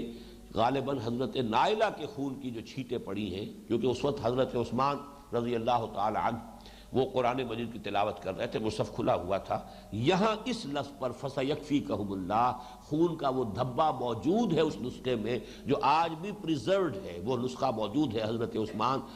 رضی اللہ تعالیٰ عنہ کی جو زیر تلاوت اس وقت تھا، اس جگہ پر دھبا خون کا ہے، فَسَيَكْفِيكَهُمُ اللَّهُ وَهُوَ السَّمِيعُ الْعَلِيمُ۔ صبغۃ اللہ، صبغۃ اللہ، اب یہاں بھی صبغہ پر تے جو ہے یہ اس پر فتح ہے، زبر ہے تا پر، معلوم ہوا کہ اس سے پہلے بھی اتخذوا صبغۃ اللہ یا نتخذ صبغۃ اللہ، کوئی ایک فعل جو ہے محذوف ہے، ہم تو اختیار کریں گے بس اللہ کا رنگ، یہ نتخذ ہوگا اگر اس لفظ کو محذوف مانے جائیں، یا کہیں اتخذوا، اختیار کرو اللہ کے رنگ کو، وہ اس سے مراد کیا میں بھی عرض کر دوں گا، وَمَنْ أَحْسَنُ مِنَ اللَّهِ صِبْغَةً، اللہ کے رنگ سے بہتر رنگ اور کس کا ہوگا۔ یہاں پہ یہ رنگ جو ہے، ویسے تو یہ کہ ہر شے کی ایک کیفیت جو ہوتی ہے اسے آپ رنگ سے بھی تعبیر کر سکتے ہیں، لیکن یہاں خاص طور پہ نصارہ کے ہاں چونکہ بپتسمہ لینے کا یہ جو ان کے ہاں 7ویں دن جیسے ہمارے ہاں عقیقہ ہوتا ہے، ان کے ہاں رسم تھی کہ ایک رنگین پانی سے بچے کو نہلاتے تھے، اور یہ گویا کہ ان کے ہاں وہ رنگ تھا کہ جس سے جو رنگ چڑھ گیا اب دین نصرانیت کا اس بچے کے اوپر، تو اس کے لیے علامت تھی استباغ۔ استباغ صبغ سے ہی بنا ہے، صاد بے غین جو ہے اس کے ساتھ جو ہے استباغ جب بنے گا تے باب افتعال میں تو وہ توئے بن جائے گی، اس کے قرب کی وجہ سے، صاد کے ساتھ مقاربت کی وجہ سے، تو استباغ جسے کہتے ہیں وہ در حقیقت رنگ دینا ہے۔ وہ رنگ دینا یہ رنگین پانی سے وہ بچے کو نہلاتے تھے، ہمارے ہاں تو ولادت کے فوراً بعد بچے کو نہلا دیا جاتا ہے، لیکن ان کے ہاں یہ کہ ہمارے ہاں 7ویں دن عقیقہ ہے، ان کے ہاں 7ویں دن اسے ایک رنگین پانی سے نہلاتے تھے، تو اس سے گویا کہ اب وہ ان کے رنگ، ان کے دین کا رنگ اس پر چڑھ گیا، یہ اس کی طرف تعریض ہے۔ صبغۃ اللہ، بس اللہ کا رنگ، اور اللہ کا رنگ معنوی رنگ ہے، یہ کوئی مادی رنگ نہیں ہے، یعنی اللہ کی بندگی کا رنگ، اللہ کے ساتھ خلوص اور اخلاص کا رنگ وہ اختیار کرو، اللہ پر ایمان کا رنگ اختیار کرو۔ صبغۃ اللہ، اتخذوا صبغۃ اللہ یا نتخذ صبغۃ اللہ، ومن احسن من اللہ صبغہ، اللہ سے بہتر رنگ اور کس کا ہوگا، ونحن له عابدون، اور ہم تو بس اسی کی بندگی کرنے والے ہیں۔ اب یہاں دیکھیے گہرائی پیدا ہوئی ہے اسلام کے مقابلے میں عبادت میں، اس لیے کہ اسلام کے معنی کیا ہے، اطاعت، اور عبادت جب اطاعت شدید محبت کے جذبے سے کی جا رہی ہو، ہمہ تن اطاعت، ہمہ وقت اطاعت، ہمہ وجوہ اطاعت، اور محبت خدابندی کے شدید جذبے کے تحت اطاعت۔ ایک ہوتی مجبوری کو، مارے باندھے کو اطاعت، لہو اسلم من فی السماوات والارض طوعا وکرہا، آسمانوں اور زمین میں جو بھی کوئی ہے یا جو بھی کچھ ہے اللہ ہی کے سامنے جھکا ہوا ہے، اطاعت قبول کیے ہوئے ہے، چاہے اپنی پسند کے مطابق، اپنی مرضی سے، چاہے مجبوراً، تو طوعا اور کرہا۔ لیکن یہ کہ اسلام جو ہے مجبوری کے ساتھ بھی ہو سکتا ہے،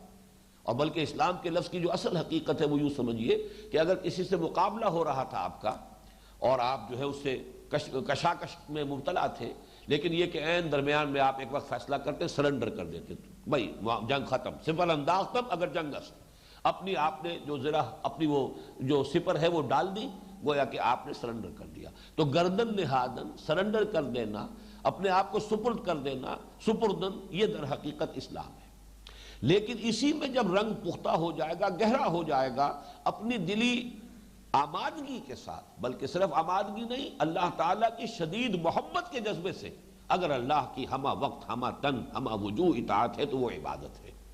اس پر جو میری کتاب ہے مطالبات دین، اس میں چونکہ ایک چیپٹر یہی ہے، عبادت پر ہے، پہلا تقاضا یہ ہے، یا ایھا الناس اعبدوا ربکم الذی خلقکم والذین من قبلکم لعلکم تتقون، اور قرآن تو یہ کہتا ہے ہم نے انسانوں اور جنوں کو پیدا ہی کیا عبادت کے لیے، وما خلقت الجن والانس الا لیعبدون۔ تو دین کی اصل حقیقت اگر آپ سمجھنا چاہیں گے، اور مطالبات دین میں سے پہلا مطالبہ یہ ہے اللہ کی بندگی، زندگی آمد برائے بندگی، زندگی بے بندگی شرمندگی، تو اس عبادت کی اصل حقیقت کیا ہے؟ اور وہ ابن تیمیہ رحمہ اللہ اور حافظ ابن قیم رحمہ اللہ، ان دونوں نے جو اس کی ڈیفینیشن دی ہے وہ یہ ہے کہ غایت درجے میں اللہ کے سامنے اپنے آپ کو بچھا دینا، غایت الذل ما غایت الخضوع و غایت الحب، انتہا درجے کا اللہ کے سامنے جھکاؤ اور بچھ جانا، اور انتہا درجے کی اس سے محبت، دو چیزیں جمع ہوں گی تو عبادت پیدا ہوگی۔ اور وہ پھر رنگ جو ہے اللہ کا رنگ ہوگا. صبغۃ اللہ ومن احسن من اللہ صبغۃ ونحن له عابدون. قل اتحاجوننا فی اللہ وهو ربنا وربکم. یہ بات پہلے آ چکی ہے، اب صرف یہ کہ اپنے ذہن میں ٹانک لیجئے وہ قدر مشترک. بھائی جھگڑا کس بات پر ہے؟ ہم اللہ کو ماننے والے ہیں، کیا تم نہیں اللہ کو مانتے؟ ہمارے اور تمہارے مابین اللہ مشترک ہے، کس بات میں جھگڑا کر رہے ہو؟ قل اتحاجوننا، یہ بظاہر تو استفہام ہے، کیا ہم سے جھگڑا کر رہے ہو؟ یہ محاجہ یا محاججہ، دو جین جمع ہو گئے تو محاجہ بن گیا، باب مفعلہ ہے. حجت بازی کرنا، دلیل بازی کرنا، یہ محاججہ ہے باب مفعلہ میں. قل اتحاجوننا فی اللہ وہو ربنا وربکم. کہیے تو سوال در حقیقت توبیخ اور زجر کے لیے، یعنی ان کی ملامت انہیں کرنے کے لیے یہ بات کہ تم ہم سے جھگڑ رہے ہو اللہ کے بارے. وَهُوَ رَبُّنَا وَرَبُّكُمْ، وہ تو ہمارا بھی رب ہے تمہارا بھی رب ہے. وَلَنَا أَعْمَالُنَا وَلَكُمْ أَعْمَالُكُمْ، ہمارے لیے ہمارے اعمال ہیں، تمہارے لیے تمہارے اعمال ہیں. جھگڑا کاہے کو تمہیں جو تشویش ہو گئی ہے؟ اب یہاں دیکھیے روح سخون یہود کی طرف ہے کہ تمہیں تشویش کس بات کی ہے؟ محمد اسی اللہ کی اطاعت کی اور عبادت کی تو دعوت دے رہے ہیں جس کو تم بھی مانتے ہو، تو تمہیں تو ویلکم کہنا چاہیے. چلیے تم نہیں مانتے محمد کو، مخالفت تو نہ کرو. اور یہ بالکل جو 5ویں رکوع میں جو بنی اسرائیل سے خطاب شروع ہوا تھا تو آپ نے دیکھا تھا وہاں وَلَا تَكُونُوا أَوَّلَ كَافِرٍ بِهِ، تم تو سب سے پہلے کفر کرنے والے نہ بن جاؤ. تم تو تمہاری کتاب تورات کی وہ تائید کر رہے ہیں، اس کی توثیق کر رہے ہیں. تم جن کو مانتے ہو موسیٰ، ان کی تائید کر رہے ہیں. وہ تو آئے ہیں مصدق لما معکم، جو کچھ تمہارے پاس ہے ان کی تصدیق کرتے ہوئے قرآن نازل ہوا ہے، اس کی تصدیق کرتے ہوئے محمد آئے ہیں. تمہاری کتابیں میں جو پیشین گوئیاں ہیں ان کا مصداق بن کر محمد اور قرآن آئے ہیں صلی اللہ علیہ وسلم. فَلَا تَكُونُوا أَوَّلَ كَافِرٍ بِهِ، تو دیکھو تم ہی سب سے پہلے ان کے مخالف، سب سے بڑھ کر دشمن تم، سب سے بڑھ کر ان کا راستہ روکنے کی کوششیں کرنے والے اور سازشوں پر سازشیں کرنے والے تم. یہ گویا کہ ایک استفہامی انداز میں ملامت ہے، یہ ان کی زجر اور توبیخ ہے، اگرچہ بظاہر سوال ہے. اتحاجوننا فی اللہ وہو ربنا وربکم ولنا اعمالنا ولکم اعمالکم ونحن له مخلصون. ہم تو بالکل اس کے ساتھ اپنے آپ کو خالص کر لینے والے. یہ اخلاص جو ہے، یکسوئی، وہی حنیف، وہی لفظ جو ہے اس کا مفہوم یہ ہے اخلاص، خالص کوئی شے جس میں کوئی آمیزش نہ رہے. ہم نے اپنے آپ کو ہمہ وجوہ اللہ کے حوالے کر دیا ہے. ہم کسی درجے میں کوئی ریزرویشنز نہیں رکھ رہے،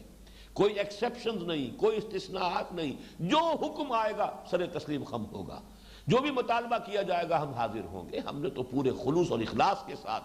بغیر کسی آمیزش کے، بغیر کسی ملاوٹ کے، بغیر کسی امپیورٹیز کے، ہم نے خالص اللہ تعالیٰ ہی کی اطاعت اور عبادت کو قبول کر لیا ہے.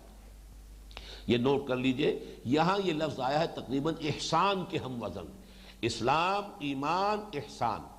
یہاں اسلام، عبادت اور اخلاص ہیں وہی تقریباً نسبت ان کے مابین کے جو ان 3 اصطلاحات کے مابین ہیں. ام تقولون ان ابراہیم و اسماعیل و اسحاق و یعقوب والاسباط کانوا ھودا او نصارا. اب یہ دیکھیے دکھتی رگ پر جو ضرب لگی ہے. تم جو کہتے ہو یہودی ہو جاؤ یا نصرانی ہو جاؤ، تو کیا تمہارا قول یہ ہے کہ ابراہیم نصرانی تھے یا یہودی تھے؟ کیا تمہارا کہنا یہ ہے کہ اسحاق یہودی تھے یا نصرانی تھے؟ یہ بالکل دیکھیے ایسی بات ہوگی جیسے آج کوئی کہے کہ بھائی حضور، یا آپ صحابہ کے بارے میں کہیں وہ حنفی تھے کہ حنبلی تھے کہ مالکی تھے کہ شافعی تھے، کیا تھے؟ صحابہ کے تو بہت دور کے بعد جو ہے یہ فقہی اختلافات پیدا ہو رہے ہیں. کیوں اس میں اتنے شدید ہو؟ کیوں اس کو تم نے اصل شے بنا دیا ہے؟ اصل شے اسلام ہے. ما انا علیہ واصحابی، اس کی طرف رجوع کرو. ٹھیک ہے یہ بڑی شخصیتیں ہیں، بڑے ائمہ ہیں، انہوں نے پوری زندگیاں کھپائی ہیں، قرآن و سنت سے استنباط کر کے، استدلال کر کے انہوں نے جو بھی فقہ مرتب کی ہے. ہمارے محسن ہیں، سب ہمارے بزرگ ہیں، سب ہمارے لیے قابل احترام ہیں. لیکن یہ کہ یہ بہرحال یہ جو بھی حنفیت ہو یا شافعیت ہو یا مالکیت ہو یا حنبلیت ہو، یہ صحابہ میں سے تو کہیں ان کا وجود نہیں تھا. یا آج آپ کہیں کہ یہ دیوبندیت اور یہ بریلویت کی آخر کہاں سے آ گئی؟ یہ زیادہ سے زیادہ تاریخ 100 برس. دیوبند کا مدرسہ بنا ہے ابھی کچھ عرصے پہلے، اس کا 100 سالہ جشن بنا تھا. 100-125 برس کی کل تاریخ. لیکن یہ کہ اس میں اس قدر شدت، اس میں اس کی بنا پر جو ہے تفرقہ ہے، اس کی بنا پر کفر کے فتوے ہیں. جبکہ آپ کو سوچنا چاہیے کہ یہ صحابہ کرام جو ہے، یا آپ کہیے کہ حضرت امام ابو حنیفہ وہ بریلوی تھے کہ دیوبندی تھے، حنفیوں سے یہ سوال کیا جائے گا، بعین ہی وہی سوال یہاں کیا جا رہا ہے۔ ہوتی ہے بات بالکل سامنے کی، لیکن ذہول ہو جاتا ہے، توجہ ادھر نہیں ہوتی، تو ذرا سے توجہ کرانا جو ہے اصل میں پیش نظر ہوتا ہے۔ جیسے حضرت ابراہیم نے ان کے بت توڑ دیے صرف انہیں چونکانے کے لیے کہ ان کو پوچھتے ہو جو اپنا تحفظ نہیں کر سکتے، ان کو خدا مانا ہے جو تمہیں بتا بھی نہیں سکتے کس نے توڑا، ان کو پوچھ رہے ہیں، ان کو حاجت روا سمجھتے ہو۔ اسی طریقے سے یہاں پر ام تقولون، یہاں پر بھی وہ سوال ہے، بظاہر سوال جو ہے وہ استفہام نہیں ہے، اصل میں پھر وہی زجر اور توبیخ، ان کے موقف کا جو بودا پن ہے،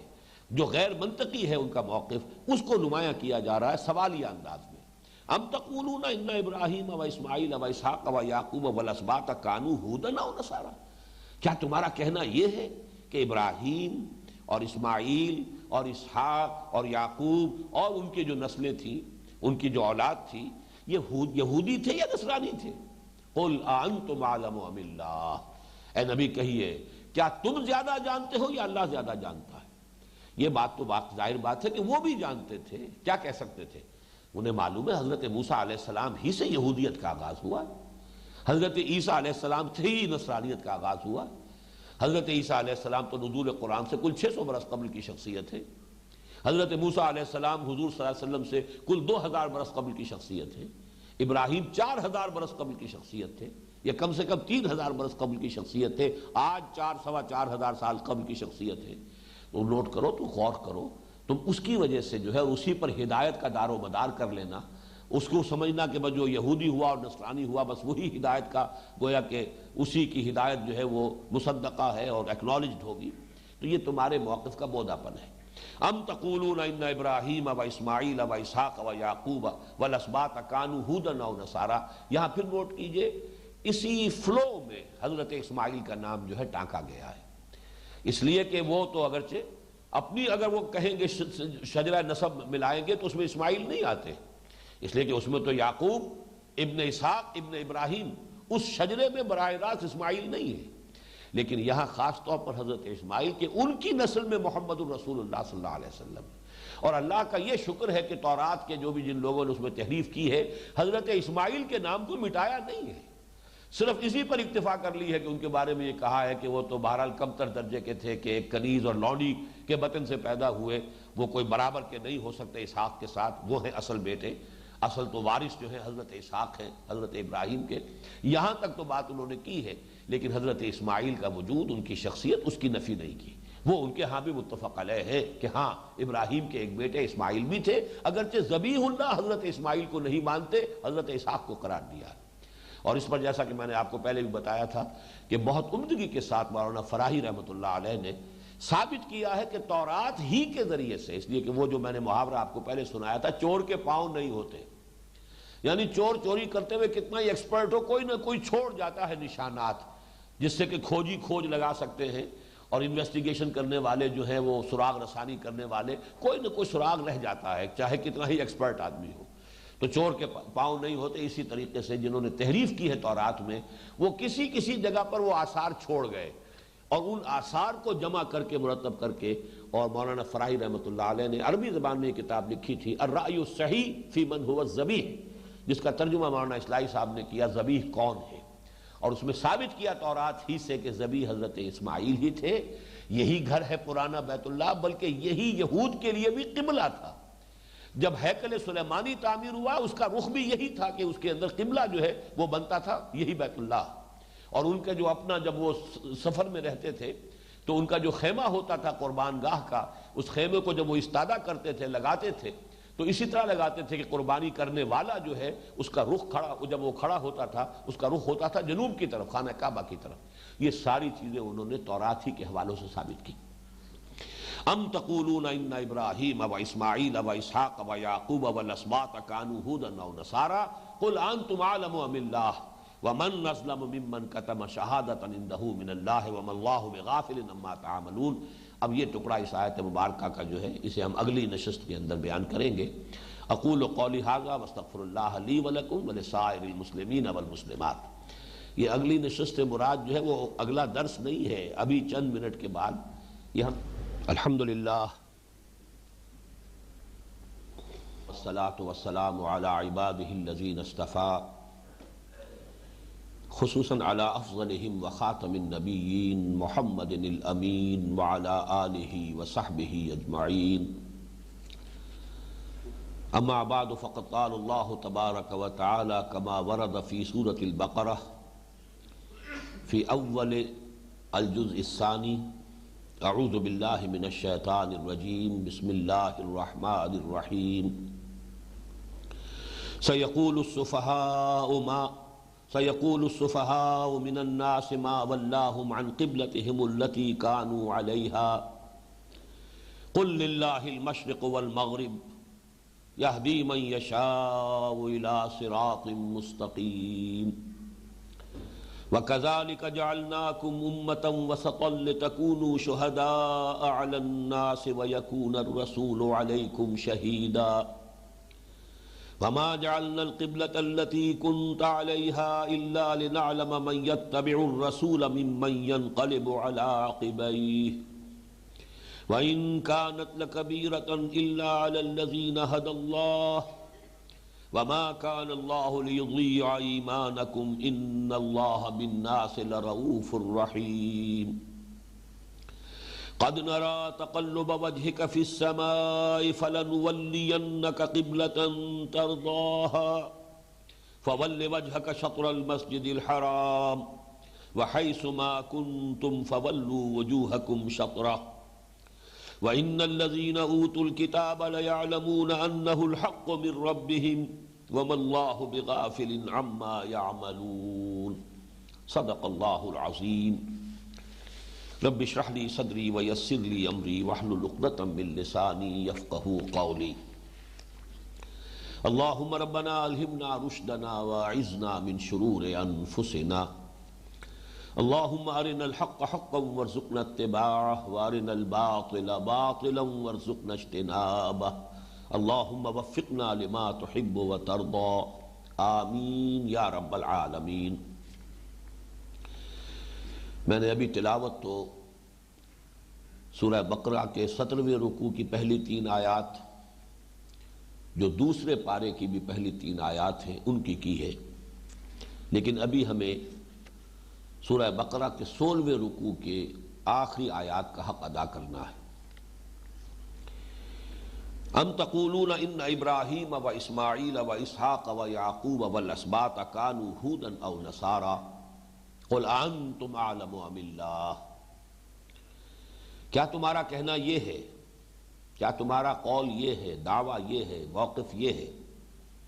کہ ابراہیم اور اسماعیل اور اسحاق اور یعقوب اور ان کی نسلیں وہ یہودی تھے یا نصرانی تھے؟ قل انتم اعلم ام اللہ، اے نبی کہیے کیا تم زیادہ جانتے ہو یا اللہ؟ ومن اظلم ممن کتم شہادۃ عنده من اللہ، اور اس شخص سے بڑھ کر ظالم اور کون ہوگا جو اس گواہی کو چھپا لے جو اس کے پاس ہو اللہ کی طرف سے۔ وما اللہ بغافل عما تعملون، اور اللہ ہرگز بے خبر نہیں ہے، غافل نہیں ہے، نا واقف نہیں ہے اس سے جو کچھ کہ تم کر رہے ہو۔ اب یہ جو دوسرا ٹکڑا ہے نصف ثانی ہے اس آیہ مبارکہ کا، یہ بہت اہم ہے ان کے ضمیر کو بیدار کرنے کے لیے، اس لیے کہ ظاہر بات ہے کہ آپ کسی شخص کو اگر حق کی طرف دعوت دے رہے ہیں تو اس کے اندر اس کا ضمیر کسی طریقے سے اسے بیدار کرنا مقصود ہوتا ہے، جاگے، ہوش میں آئے،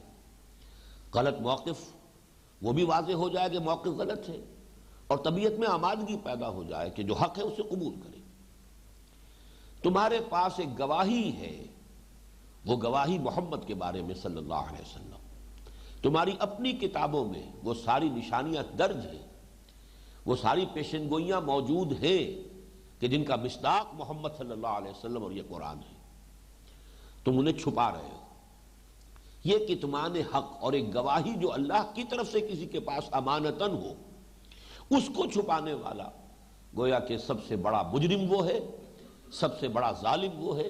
وَمَنْ أَظْلَمُ مِمَّنْ كَتَمَ شَهَادَةً عِنْدَهُ مِنَ اللَّهِ، کون بڑا ظالم ہوگا اس شخص سے جس نے چھپا لی ایک شہادت، ایک گواہی جو اس کے پاس ہے اللہ کی طرف سے۔ چنانچہ تورات میں سے، انجیل میں سے بھی جو محنت کر کر کے انہوں نے وہ ساری پیشن گوئیاں کھرچ ڈالی، اگر آپ انجیل برنباس کا مطالعہ کریں تو معلوم ہوتا ہے کہ اس میں تو ایسا نظر آتا ہے کہ جیسے وہ پوری کی پوری کتاب در حقیقت پیشن گوئی ہی کے لیے ہے محمد الرسول اللہ صلی اللہ علیہ وسلم کے بارے میں۔ اسے تو وہ مانتے نہیں، اپوکریفل گاسپلز میں شمار ہے اس کا، کینونیکل گاسپلز جو ہیں وہ تو 4 ہی رہ گئے، 104 میں سے انہوں نے یہ 4 چنی تھی، اور یہ معلوم ہونا چاہیے کہ چننے کا انداز کیا تھا۔ 104 گاسپلز کو ہیپ کر دیا گیا، ڈھیر لگا دیا گیا ان کا ایک میز پر، اور سب نے دعا کی کہ پروردگار ان میں سے جو حق ہے وہ اس میز پر باقی رہ جائیں، باقی سب نیز سے گر جائیں۔ دروازہ بند کر کے چلے گئے۔ اگلے روز جو آئے تو 4 اوپر تھی، باقی سب نیچے تھی۔ پتہ نہیں وہ چوہے دوڑتے رہے، ان چوہوں کے دوڑنے سے باقی سب نیچے گر گئی، وہ 4 اوپر تھی، وہ 4 کا یہ کینونیکل ہے، یعنی کسی عقلی دلیل پر، کسی علمی بنیاد پر وہ جو ہے اس کی وہ نہیں ہوا ہے انتخاب کی، یہ کینونیکل۔ لیکن یہ کہ اس کے باوجود ان کینونیکل گاسپلز میں بھی موجود ہیں وہ پیشن گوئیاں موجود ہیں، وہ فارقلیت والی مثال، وہ پیشن گوئی موجود ہے۔ اس کا ذکر پہلے بھی آیا ہے، سورہ صف کے درس کے ضمن میں خاص طور پہ تفصیل سے اس پر ہم بحث کر چکے ہیں۔ اسی طریقے سے کتاب الاستثناء جو ہے ڈیوٹرونومی، اس میں جو اس کے 18ویں باب کی 18ویں آیت ہے، اس کا کوئی شخص مصداق بن ہی نہیں سکتا سوائے محمد کے صلی اللہ علیہ وسلم، کہ میں ان کے بھائیوں میں سے تیرے مانند ایک رسول اٹھاؤں گا اور اس کے منہ میں اپنا کلام ڈالوں گا۔ اب ظاہر بات ہے کہ بنی اسرائیل کے بھائی تو بنی اسماعیل ہو سکتے ہیں، بنی اسرائیل کا کوئی نبی اس پیشن گوئی کا مصداق نہیں بن سکتا۔ اس کے بھائیوں میں سے تو ان میں سے اٹھے ہیں تو حضرت محمد صلی اللہ علیہ وسلم، اگر ان میں سے ہیں، بنی اسرائیل میں سے ہیں، تو وہ تو انہی میں سے ہیں، ان کے بھائیوں میں سے تو نہ ہوئے۔ پھر حضرت موسیٰ کے مسیل، میں نے ابھی حال ہی میں دیکھی ہے کتاب، بڑی عمدگی کے ساتھ شیخ احمد دیدات نے ثابت کیا ہے کہ کسی بھی درجے میں کوئی نبی، یہاں تک کہ حضرت مسیح علیہ السلام کے بارے میں تو یقین کے ساتھ کہا جا سکتا ہے کہ وہ مسیل موسیٰ نہیں بن سکتے۔ موسیٰ کی ولادت ہو رہی ہے ماں اور باپ دونوں سے، اسی طرح محمد رسول اللہ کی ولادت ہے، عیسیٰ کی تو نہیں ہے۔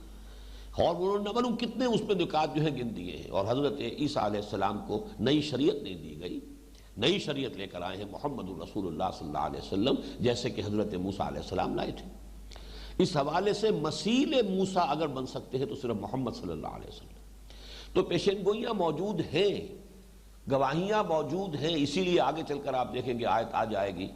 کہ یعرفونہ کما یعرفون ابناءہم، ان کے جو علماء ہیں وہ ایسے پہچانتے ہیں محمد صلی اللہ علیہ وسلم کو اور قرآن کو اور اس قبلے کو جیسے کہ وہ اپنے بیٹوں کو پہچانتے ہیں۔ وَإِنَّ فَرِيقًا مِّنْهُمْ لَيَكْتُمُونَ الْحَقَّ وَهُمْ يَعْلَمُونَ، لیکن جانتے بوجھتے پہچاننے کے باوجود وہ حق کو چھپا رہے ہیں۔ یہ ان کی ہٹ درمی ہے، یہ ان کی ضد ہے، یہ ان کا عناد ہے۔ فَإِنَّمَا هُمْ فِي شِقَاقٍ، وہ شقاق میں بغض کے اندر مبتلا ہے۔ وَمَنْ أَظْلَمُ مِمَّنْ كَتَمَ شَهَادَةً عِنْدَهُ مِنَ اللَّهِ، اس شخص سے بڑھ کر ظالم کون ہوگا جس نے اللہ کی ایک گواہی جو اس کے پاس تھی اسے چھپا لیا۔ وَمَا اللَّهُ بِغَافِلٍ عَمَّا تَعْمَلُونَ۔ میں یہاں پہ تاریخی طور پر عرض کر دوں کہ حضور کا معاملہ تو حضور کا معاملہ ہے، یہاں تو تاریخی طور پر ثابت ہے کہ حضرت عمر رضی اللہ تعالیٰ عنہ کا حلیہ تورات میں موجود تھا۔ اسی بنیاد پر عیسائیوں نے کھول دیے دروازے بیت المقدس کے، جب حضرت عمر رضی اللہ تعالیٰ عنہ پہنچے ہیں مدینے سے سفر کر کے، اور پھر یہ کہ وہ فصیل کے اوپر کھڑے ہو کر حضرت عمر رضی اللہ تعالیٰ عنہ کا حلیہ دیکھ کر اور اپنی کتابوں کے حوالے سے جو ہے ملاتے چلے گئے کہ ہاں بعین ہی یہی وہ شخص ہے جن کے بارے میں ہماری کتابوں میں درج تھا کہ یہ بیت المقدس ان کے ہاتھ پر فتح ہوگا۔ بغیر لڑے بھیڑے دروازے کھول دیے، حوالے کر دیے۔ یہ انہوں نے کہا تھا پہلے۔ حضرت ابو عبیدہ بن الجراح رضی اللہ تعالیٰ عنہ یہ تھے وہاں پر کمانڈر اس محاذ پر، اور جب وہ بہت طول کھینچ گیا محاصرہ تو خود وہ شہر والوں نے کہا کہ مسلمانوں تم قیامت تک بھی یہاں پڑے رہو یہ محاصرہ کیے ہوئے، یہ شہر فتح نہیں ہوگا۔ اسے فتح ہونا ہے، لیکن جس شخص کے ہاتھوں فتح ہونا ہے تم میں ہمیں وہ نظر نہیں آ رہا۔ اس وقت اچانک خیال آیا حضرت ابو عبیدہ رضی اللہ تعالیٰ عنہ کو کہ یہ معاملہ ہو نہ ہو حضرت عمر کا ہے۔ پھر وہ ریکویسٹ گئی ہے محاذ جنگ سے کہ آپ تشریف لائیے، اور پھر آپ نے وہ طویل سفر اختیار کیا ہے، تاریخی سفر ہے، اتنا طویل سفر، ایک اونٹ اور ایک خادم، کوئی انٹوریج اور کوئی خدم و حشم اور کوئی لاؤ لشکر، کچھ نہیں، خلیفۃ المسلمین تنہا ایک خادم کے ساتھ، اور ایک منزل خلیفۃ المسلمین اوپر بیٹھے ہیں اونٹ پر، اور خادم کے ہاتھ میں نکیل ہے اور وہ آگے چل رہا ہے، اور اگلی منزل خادم اوپر براجمان ہے اونٹ پر، اور حضرت عمر نے نکیل پکڑی ہوئے چلے آ رہے ہیں۔ بہرحال وہ تو ایک یوں سمجھیے کہ ایک ایسی بے نظیر یہ معاملہ ہے کہ جس کی کوئی نظیر تاریخ انسانی پیش نہیں کر سکتی۔ بہرحال حضرت عمر کے بارے میں اگر یہ سب کچھ ہے، ذالک مثلہم فی التوراۃ ومثلہم فی الانجیل،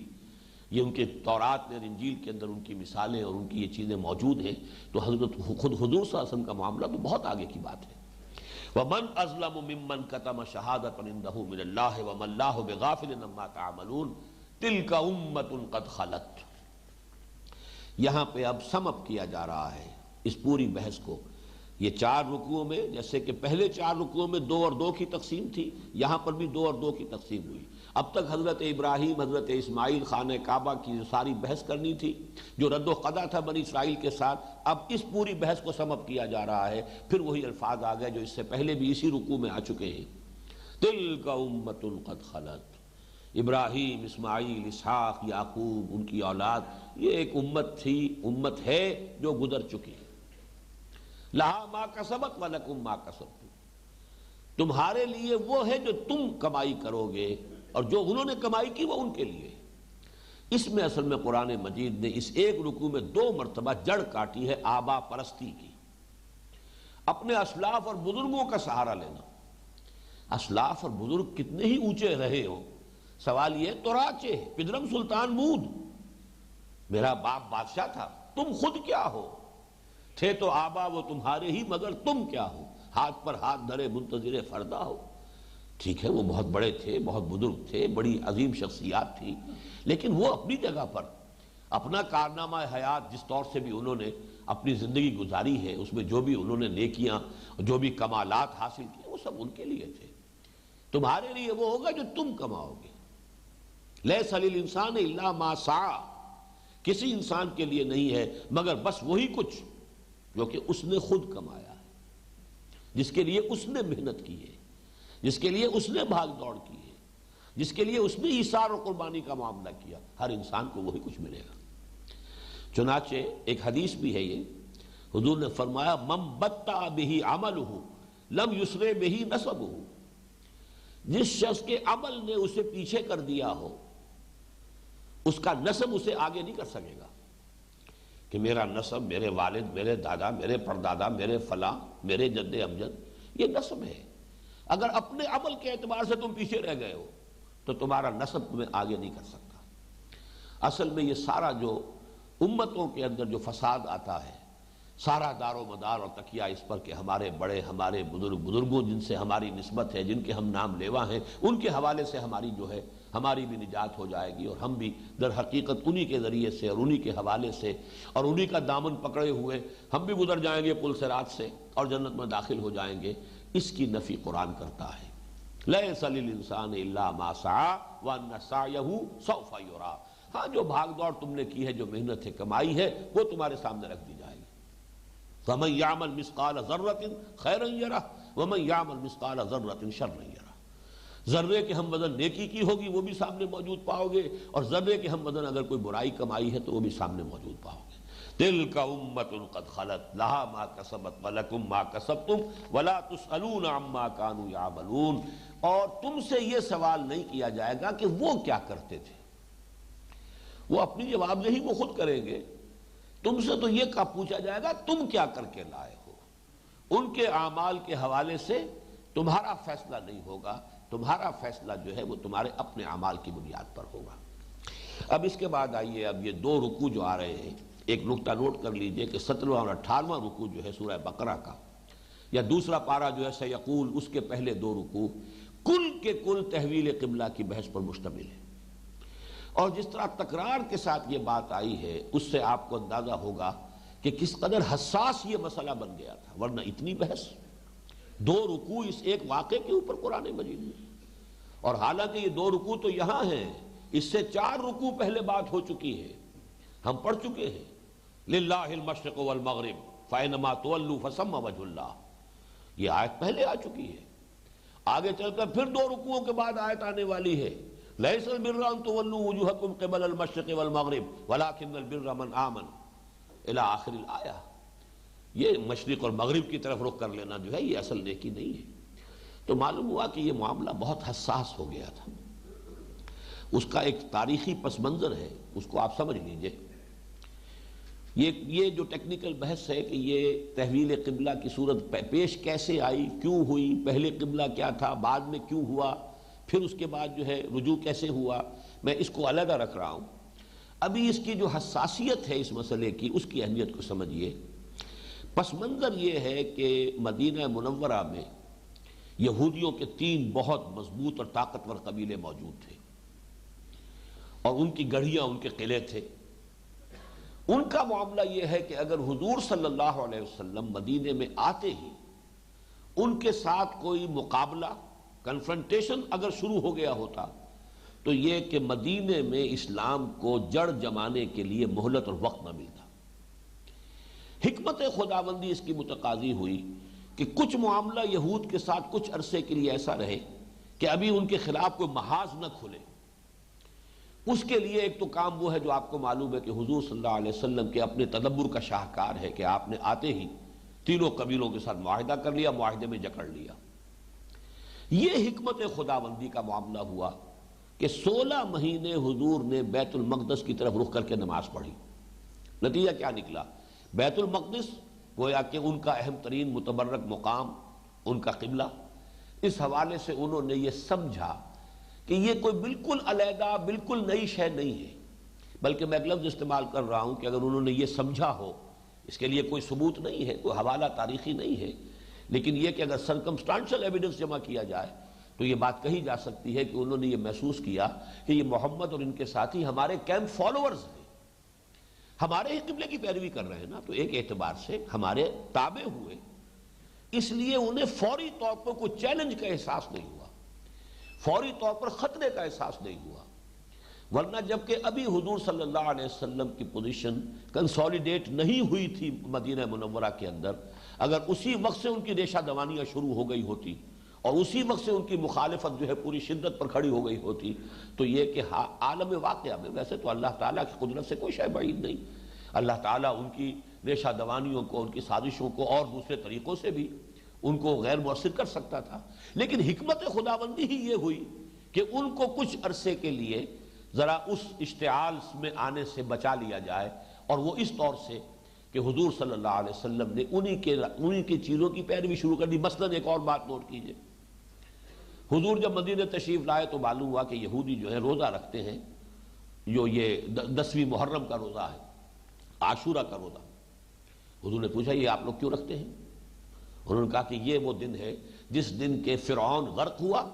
اور ہمیں نجات ملی تھی آل فرعون سے، اور ہماری نگاہوں کے سامنے حضرت موسیٰ علیہ السلام اور اس وقت کے جو ہماری قوم تھی ان کی نگاہوں کے سامنے ہمارا دشمن غرق ہوا۔ حضور نے کہا پھر ہم تو زیادہ حق مستحق ہیں اس کے کہ ہم اس دن کا روزہ رکھیں، آپ نے عاشورہ کا روزہ رکھنے کا حکم دے دیا مسلمانوں کو۔ اب یہ میں سمجھتا ہوں کہ ان تمام چیزوں کو آپ نوٹ کیجئے، تو یہ تو ہم نہیں کہیں گے کہ حضور نے ان کی خوشنودی حاصل کرنے کے لیے ایسا کیا، معاذ اللہ معاذ اللہ، لیکن یہ کہ اس کے نتیجے میں یقیناً جو بات پیدا ہوئی وہ یہ کہ انہوں نے محسوس کیا کہ ٹھیک ہے ہمارے ان کے درمیان کوئی بہت بڑی خلیج نہیں ہے، ابھی کوئی ناقابل عبور جو ہے ہمارے ان کے درمیان کھائی اور خلیج جو ہے پیدا نہیں ہوئی ہے، تو اس سے جس کو آپ کہتے ہیں بائی ٹائم وقت مل گیا محمد الرسول اللہ صلی اللہ علیہ وسلم کو کہ آپ نے اپنی پوزیشن کو مدینے میں مستحکم کر لیا۔ اس کے بعد تحویل قبلہ ہوئی، لیکن اس تحویل قبلہ کے حوالے سے اب جو سینسٹیو ایشو پیدا ہو گیا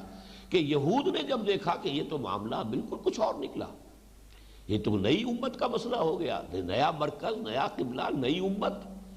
اس لیے اب ان کے کان کھڑے ہوئے، انہوں نے اس پر مخالفانہ پروپیگنڈے کا طوفان کھڑا کر دیا۔ اور بات ایسی تھی کہ جو عام جو سادہ لوح قسم کا کوئی انسان ہو اور جو مذہبی مزاج کا انسان، وہ آج بھی جو ہے اس کی شدت کو محسوس کرے گا کہ بات ایسی تھی، دیکھو جی یہ کیسے رسول ہے، نقل کفر نباشن، میں ان کی بات کی ترجمانی کر رہا ہوں. کیسے رسول ہوئے یہ جن کا قبلہ ہی معین نہیں؟ یہ کیسا دین ہے کہ ابھی یہ شمال کی طرف رخ کر کے نماز پڑھ رہے تھے، مغرب اب یہ جنوب کی طرف رخ کر کے نماز پڑھ رہے ہیں؟ یہ اگر خدا کا معاملہ ہوتا، خدا کا دین ہوتا، تو خدا کا تو علم کامل ہے، پہلے سے ہے. اگر یہی قبلہ اصل تھا تو پھر یہ کہ اس قبلے کی طرف انہوں نے رخ کیوں کیا؟ اور پھر بھائی دیکھو وہ جو مر گئے اس عرصے میں مسلمان، وہ تو اسی طرف رک کر کے نماز پڑھتے ہوئے فوت ہو گئے، تو ان کا تو ایمان ہی ختم ہو گیا. ان کی نمازیں جو ہے وہ صحیح قبلے کی طرف نہیں ہوئی، اور نماز ہی نہیں ہوئی تو نماز ہی تو اصل ایمان ہے، رکن رکین ہے اسلام کا. تو معلوم ہوا کہ وہ تو بڑے گمراہ ہو گئے، غلط راستے پہ، غلط موقع پر ان کی موت واقع ہو گئی. یہ ایسا طوفان تھا کہ جس سے کچھ مسلمان بھی سادہ لو، ابھی مدینے کے مسلمان ظاہر بات ہے کہ نئے نئے اسلام لائے تھے، آپ کہہ سکتے ہیں نو مسلم تھے. ان میں سے صرف وہی تھے نا 70-72 جن کا اسلام 1 سال پرانا ہو چکا تھا، جو جا کر مکے میں حضور صلی اللہ علیہ وسلم سے چند ماہ پیشتر کی بات ہے کہ جنہوں نے جا کر بیعت کی تھی. کچھ ایسے مسلمان بھی تھے جن کا اسلام 2 سال پرانا ہو چکا تھا، جنہوں نے بیعت عقبہ اولیٰ میں حضور سے جا کر بیعت کی تھی. لیکن باقی جو اصل اوس و خزرج کا جو مین بلک ہے، وہ تو اگر اسلام لایا ہے تو اسی وقت حضور کی آمد پر. تو نئے نئے اسلام لائے ہیں، ابھی ان کا ایمان اس طریقے سے راسخ نہیں، ابھی ان کی تربیت نہیں ہوئی ہے، ابھی امتحانات کی بھٹیوں میں سے وہ گزرے نہیں ہیں کہ ایک دم اتنا بڑا واقعہ ہو گیا کہ جس پر مخالفانہ پروپیگنڈے کا ایک طوفان جو ہے وہ ایسا کھڑا ہو گیا کہ اس کو اب آپ دیکھیں گے کہ کس قدر اہمیت کے ساتھ قرآن مجید ڈیل کر رہا ہے، کس انداز میں جو ہے اس کی تاکید ہو رہی ہے. تو اس کا یہ پس منظر ہے کہ جس کو سمجھ لینا چاہیے. سَيَقُولُ السُّفَهَاءُ مِنَ النَّاسِ. اب یہ قرآن مجید کا انداز بھی دیکھیں غیر معمولی انداز ہے. کہیں گے ان قریب یہ بے وقوف لوگ، یہ بہت غیر معمولی انداز ہے، اس لیے کہ بہرحال جس درجے کا کوئی مسئلہ ہو اسی درجے کا جواب جو ہے، جس کو آپ کہتے ہیں ترکی بترکی جواب، یہ اگر نہ ہو تو پھر یہ کہ وہ مطلوبہ نتیجہ پیدا نہیں ہوتا. جہاں پر تحمل کی ضرورت ہے وہ تحمل بھی ہے، اور جہاں یہ ہے کہ اینٹ کا جواب پتھر سے دینا ضروری ہو، وہاں پر اگر آپ وہاں تحمل کو استعمال کریں گے تو گویا کہ در حقیقت اپنی ناکامی کو خود انڈر رائٹ کریں گے. جہاں شدت کی ضرورت ہے وہاں شدت کی ضرورت ہے. اشداء علی الکفار رحماء بینہم، آپس میں رحمت ہے، آپس میں شفقت ہے، آپس میں محبت ہے. کفار کے خلاف اگر آپ نے رحمت اور شفقت کا معاملہ کیا تو پھر یہ انقلابی جد و جہد جو ہے یہ آگے نہیں بڑھ سکے گی. بلکہ اشداء علی الکفار رحماء بینہم اذلۃ علی المؤمنین عزۃ علی الکافرین، کافروں کے مقابلے میں بڑے بھاری، بہت سخت، اور اہل ایمان کے حق میں بہت ہی نرم. ہو حلقہ یاراں تو بریشم کی طرح نرم، اور رزم حق و باطل ہو تو فولاد ہے مومن. جب تک کہ یہ فرق اور تفاوت برقرار نہ رکھا جائے تو وہ جو انقلابی جد و جہد ہے اس کا تقاضا پورا نہیں ہوتا. سَيَقُولُ السُّفَهَاءُ مِنَ النَّاسِ مَا وَلَّاهُمْ عَنْ قِبْلَتِهِمُ الَّتِي كَانُوا عَلَيْهَا. ان قریب کہیں گے یہ جو لوگوں میں سے بے وقوف لوگ ہیں، احمق لوگ ہیں، ناسمجھ لوگ ہیں. یہ لفظ اس سے پہلے 2 مرتبہ آ چکا ہے اس پچھلے پہلے پارے کے اندر. ایک تو یہ تھا کہ جو منافقین تھے، وہ جو صادق الایمان مسلمان تھے کہ جو ہر قربانی کے لیے ہر وقت آمادہ تھے، ان کو سفہاء کہتے تھے. وَإِذَا قِيلَ لَهُمْ آمِنُوا كَمَا آمَنَ النَّاسُ قَالُوا أَنُؤْمِنُ كَمَا آمَنَ السُّفَهَاءُ. جب ان منافقوں سے کہا جاتا ہے ایمان لاؤ جیسے اور لوگ ایمان لائے ہیں، یا جیسے اب جب ان یہودیوں سے کہا جاتا ہے ایمان لاؤ جیسے کہ یہ اہل ایمان لائے ہیں، فَإِنْ آمَنُوا بِمِثْلِ مَا آمَنْتُمْ بِهِ فَقَدْ اهْتَدَوْا، جو اگلے پچھلے درس میں پڑھی آیت. جو لوگ اس طور سے ایمان لائے انہیں وہ بے وقوف کہتے تھے. انؤمن کما آمن السفہاء، کیا ہم ایمان لائیں جیسے یہ احمق لوگ، بے وقوف لوگ، نادان لوگ ایمان لائیں؟ انہیں تو اپنے نفع نقصان کا خیال ہی نہیں، ہر وقت جو ہے بڑی سے بڑی قربانی دینے کے لیے آمادہ، آگے پیچھے کی کوئی خبر نہیں، دائیں بائیں سے کوئی انہیں غرض نہیں، کہیں بھی اپنا تحفظ جو ہے اس کو مقدم نہیں رکھتے، بلکہ یہ کہ گویا کہ سرفرے ہیں، سرفروش ہیں. یہ تو فینیٹکس ہیں، ان کو سفہاء کہا گیا. یا یہ کہ پچھلے رکوع میں آ چکا تھا سفہ نفسہ، وَمَن يَرْغَبُ عَن مِّلَّةِ إِبْرَاهِيمَ إِلَّا مَن سَفِهَ نَفْسَهُ. اسی سے لفظ سفیہ بنا ہے، جو احمق ہے، نادان ہے، پاگل ہے، اور اسی سے پھر یہ لفظ سفہاء جمع کا صیغہ آیا ہے. سَيَقُولُ السُّفَهَاءُ مِنَ النَّاسِ مَا وَلَّاهُمْ عَن قِبْلَتِهِمُ الَّتِي كَانُوا عَلَيْهَا. کس چیز نے انہیں موڑ دیا، ان کے رخ کو پھیر دیا اس قبلے سے جس قبلے پر کہ یہ تھے. یہ قبلے پر تھے. 16 مہینے حضور صلی اللہ علیہ وسلم اور مسلمانوں نے مدینے میں آنے کے بعد خانہ کعبہ کی بجائے بلکہ یوں کہیے خانہ کعبہ کی طرف پشت کرتے ہوئے بیت المقدس کی طرف رخ کر کے نماز پڑھی ہے، اس کو وہ کہتے ہیں کہ جس پر یہ رہے 16 مہینے تک جس قبلے پر رہے، اس سے کس چیز نے روگرداں کر دیا انہیں، کس چیز نے ان کے رخ کو بدل دیا. ما ولاہم عن قبلتہم التی کانوا علیہا. اب اس کا پہلا جواب کیا دیا؟ قل للہ المشرق والمغرب.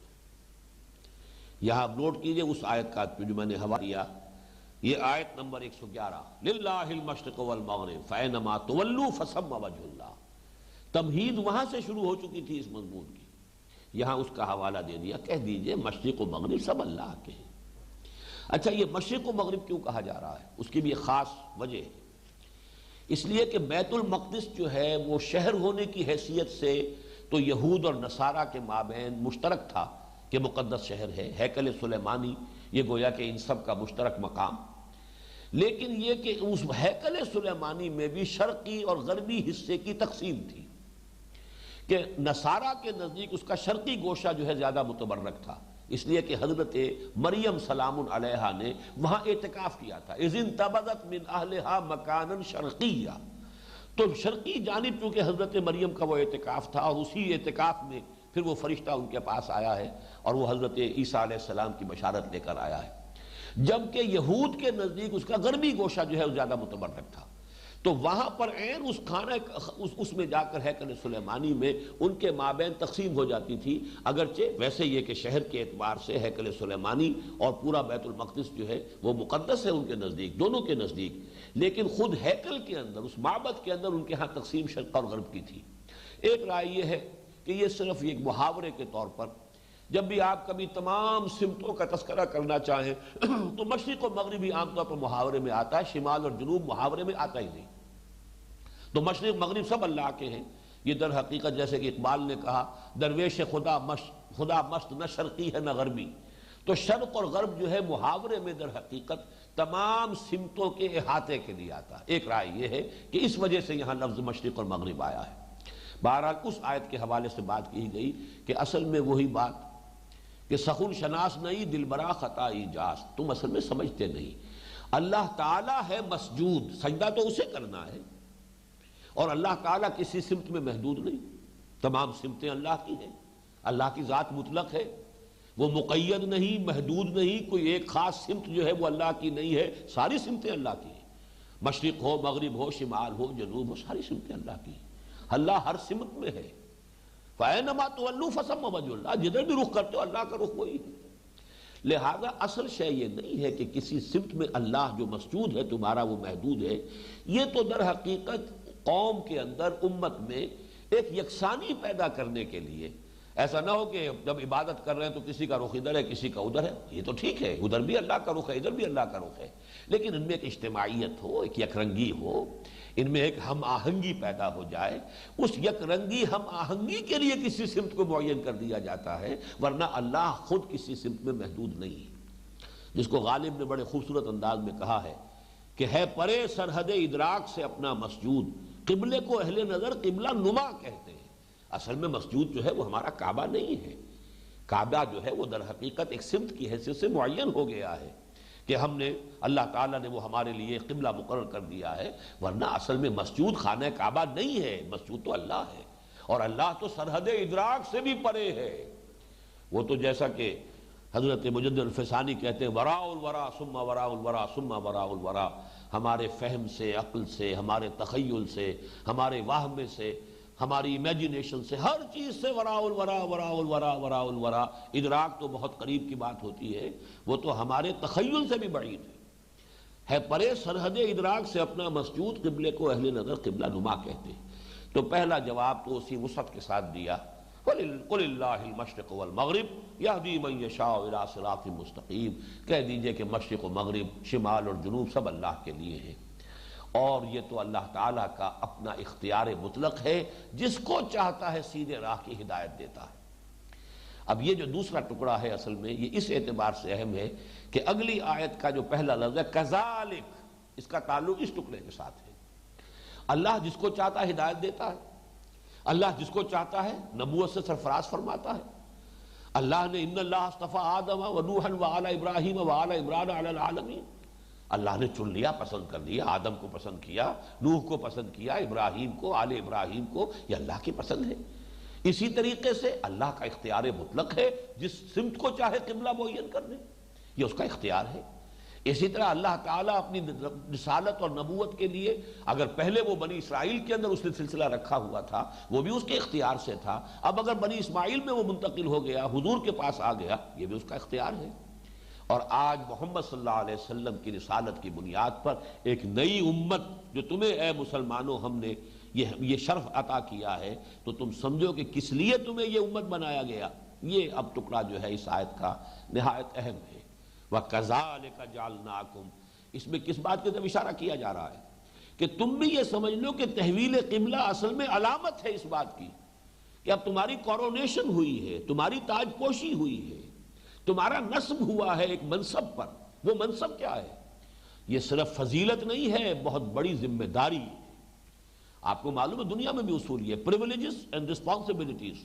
they go hand in hand، parallel ہوں گی۔ اگر پریولیجز زیادہ ہے تو ذمہ داریاں بھی زیادہ اٹھانی پڑیں گی، ذمہ داری کہیں کسی پر زیادہ ہے تو اسے اختیارات بھی زیادہ دینے ہوں گے، پریولیجز بھی زیادہ ہوں گی۔ تو تمہاری فضیلت، تمہیں یہ مقام جو عطا کیا گیا ہے، اس کا بہت بڑا ذمہ داری کا بوجھ ہے جو تمہارے کندھوں پر آیا ہے، اسے سمجھ لو۔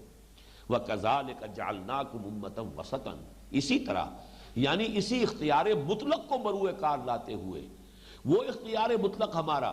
جو کسی کو جس کو چاہتے ہیں ہم ہدایت سے نواز دیتے ہیں، وہ اختیار مطلق ہے۔ یہدی من یشاء الی صراط مستقیم، جس کو چاہتا ہے وہ سیدھے راستے کی ہدایت دیتا ہے۔ اسی اختیار مطلق کا ایک ظہور ہے کہ اے مسلمانوں تمہیں ہم نے چن لیا ہے۔ یہ آیت جو چننے کا لفظ میری زبان پر آ گیا، نوٹ کر لیجئے، اس آیت کا مسمى جو ہے، مثنى، یہ سورہ حج کی وہ آخری آیت، هو اجتباکم، اے مسلمانوں تمہارا انتخاب ہو گیا ہے، تمہیں چن لیا ہے اللہ نے۔ هو اجتباکم وما جعل علیکم فی الدین من حرج، اور کس لیے چن لیا ہے؟ لیکون الرسول شہیدا علیکم وتکونوا شہداء علی الناس۔ فرق صرف یہ ہے کہ وہاں رسول کا ذکر پہلے، امت کا بعد میں، یہاں امت کا پہلے، رسول کا بعد میں۔ وَكَذَلِكَ جَعَلْنَاكُمْ أُمَّةً وَسَطًا لِتَكُونُوا شُهَدَاءَ عَلَى النَّاسِ وَيَكُونَ الرَّسُولُ عَلَيْكُمْ شَهِيدًا۔ یہ جو پہلی آیت میں صفحاء کا لفظ آیا ہے، اس کے بارے میں تین آراء ہے۔ ایک تو یہ کہ ہم الیہود، یہاں پہ اصل مراد یہودی ہے۔ چنانچہ ایک حدیث موجود ہے بخاری شریف میں حضرت براء ابن عازب رضی اللہ تعالی عنہ سے کہ یہاں صفحاء کا لفظ یہودیوں کے لیے آیا ہے۔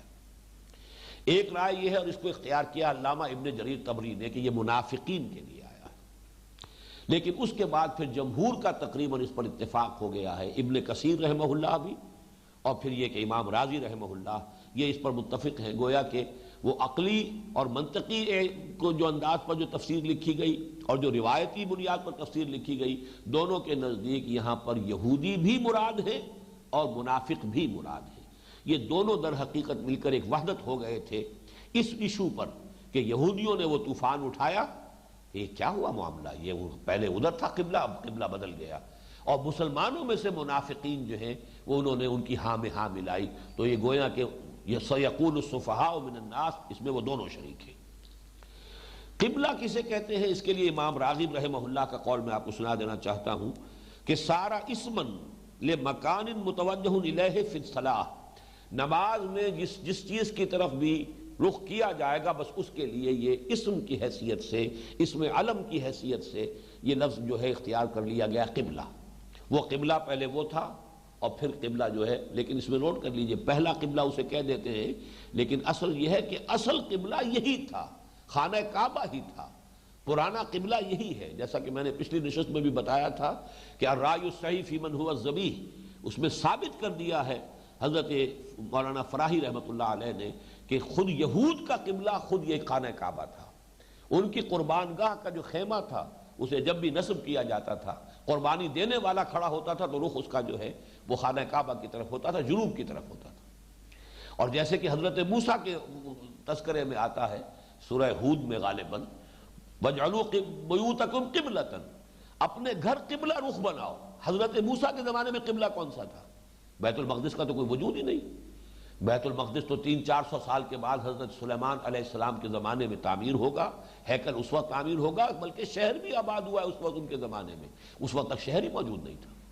تو وَاجْعَلُوا بُيُوتَكُمْ قِبْلَةً، حضرت موسیٰ کو اللہ تعالیٰ کی طرف سے حکم آ رہا ہے، اور حضرت موسیٰ اپنی قوم سے کہہ رہے ہیں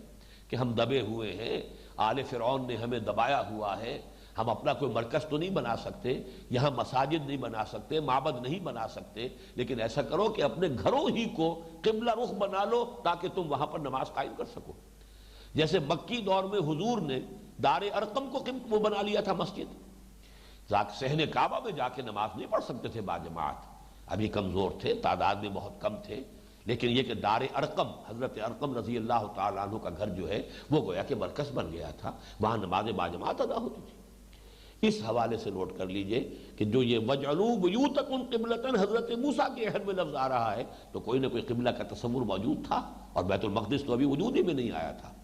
تو معلوم ہوا کہ قبلہ پہلے سے وہی قبلہ اول کبھی نہیں کہنا چاہیے مسجد اقصیٰ کو،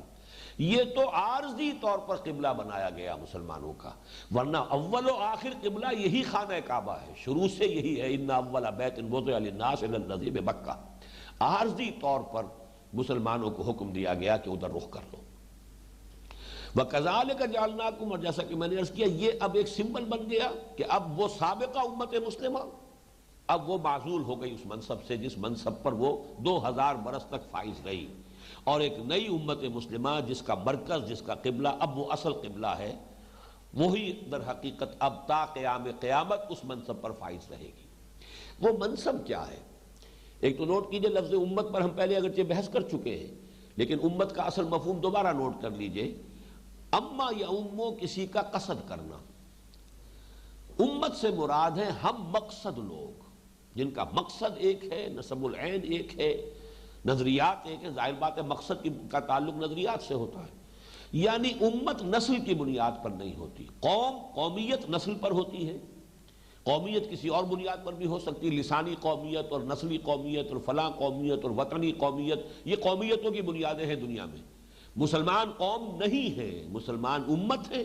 نمبر ایک، یا پھر حزب ہے، پارٹی ہے، حزب اللہ، اولئک حزب اللہ الا ان حزب اللہ هم المفلحون، یہ اللہ کی پارٹی ہے۔ تو مسلمانوں کے لیے تو لفظ آیا ہے یا تو پارٹی، اور زیادہ کثرت سے جو لفظ آیا امت، امت ہم مقصد لوگ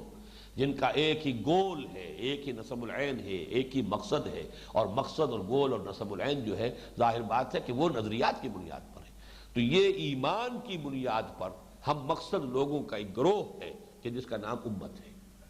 وَكَذَلِكَ جَعَلْنَاكُمْ، اپنے اسی اختیار خصوصی کی بنیاد پر اے مسلمانوں ہم نے تمہیں بنا دیا ہے امت وسط۔ وسط کہتے ہیں درمیانی شے،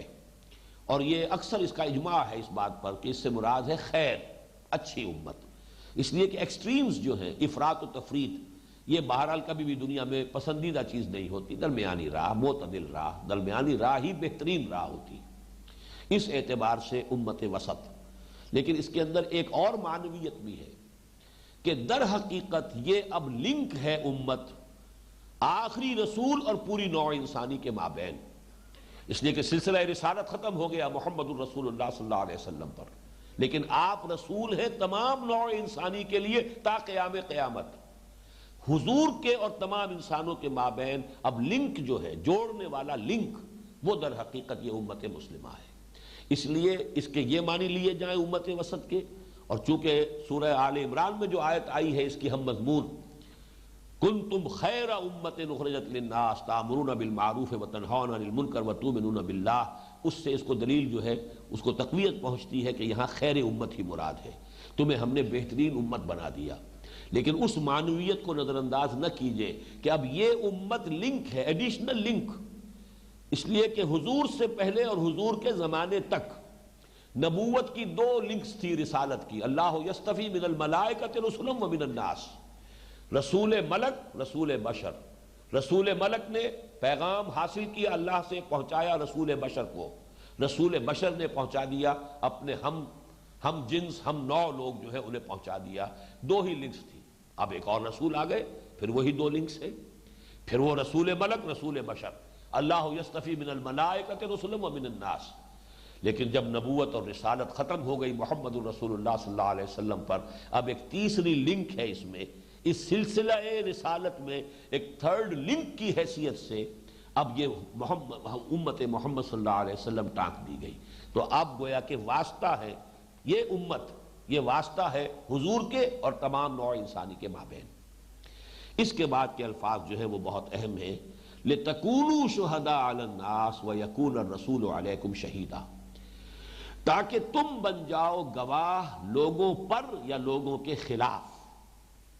اور رسول بنے گواہ تم پر یا تمہارے خلاف۔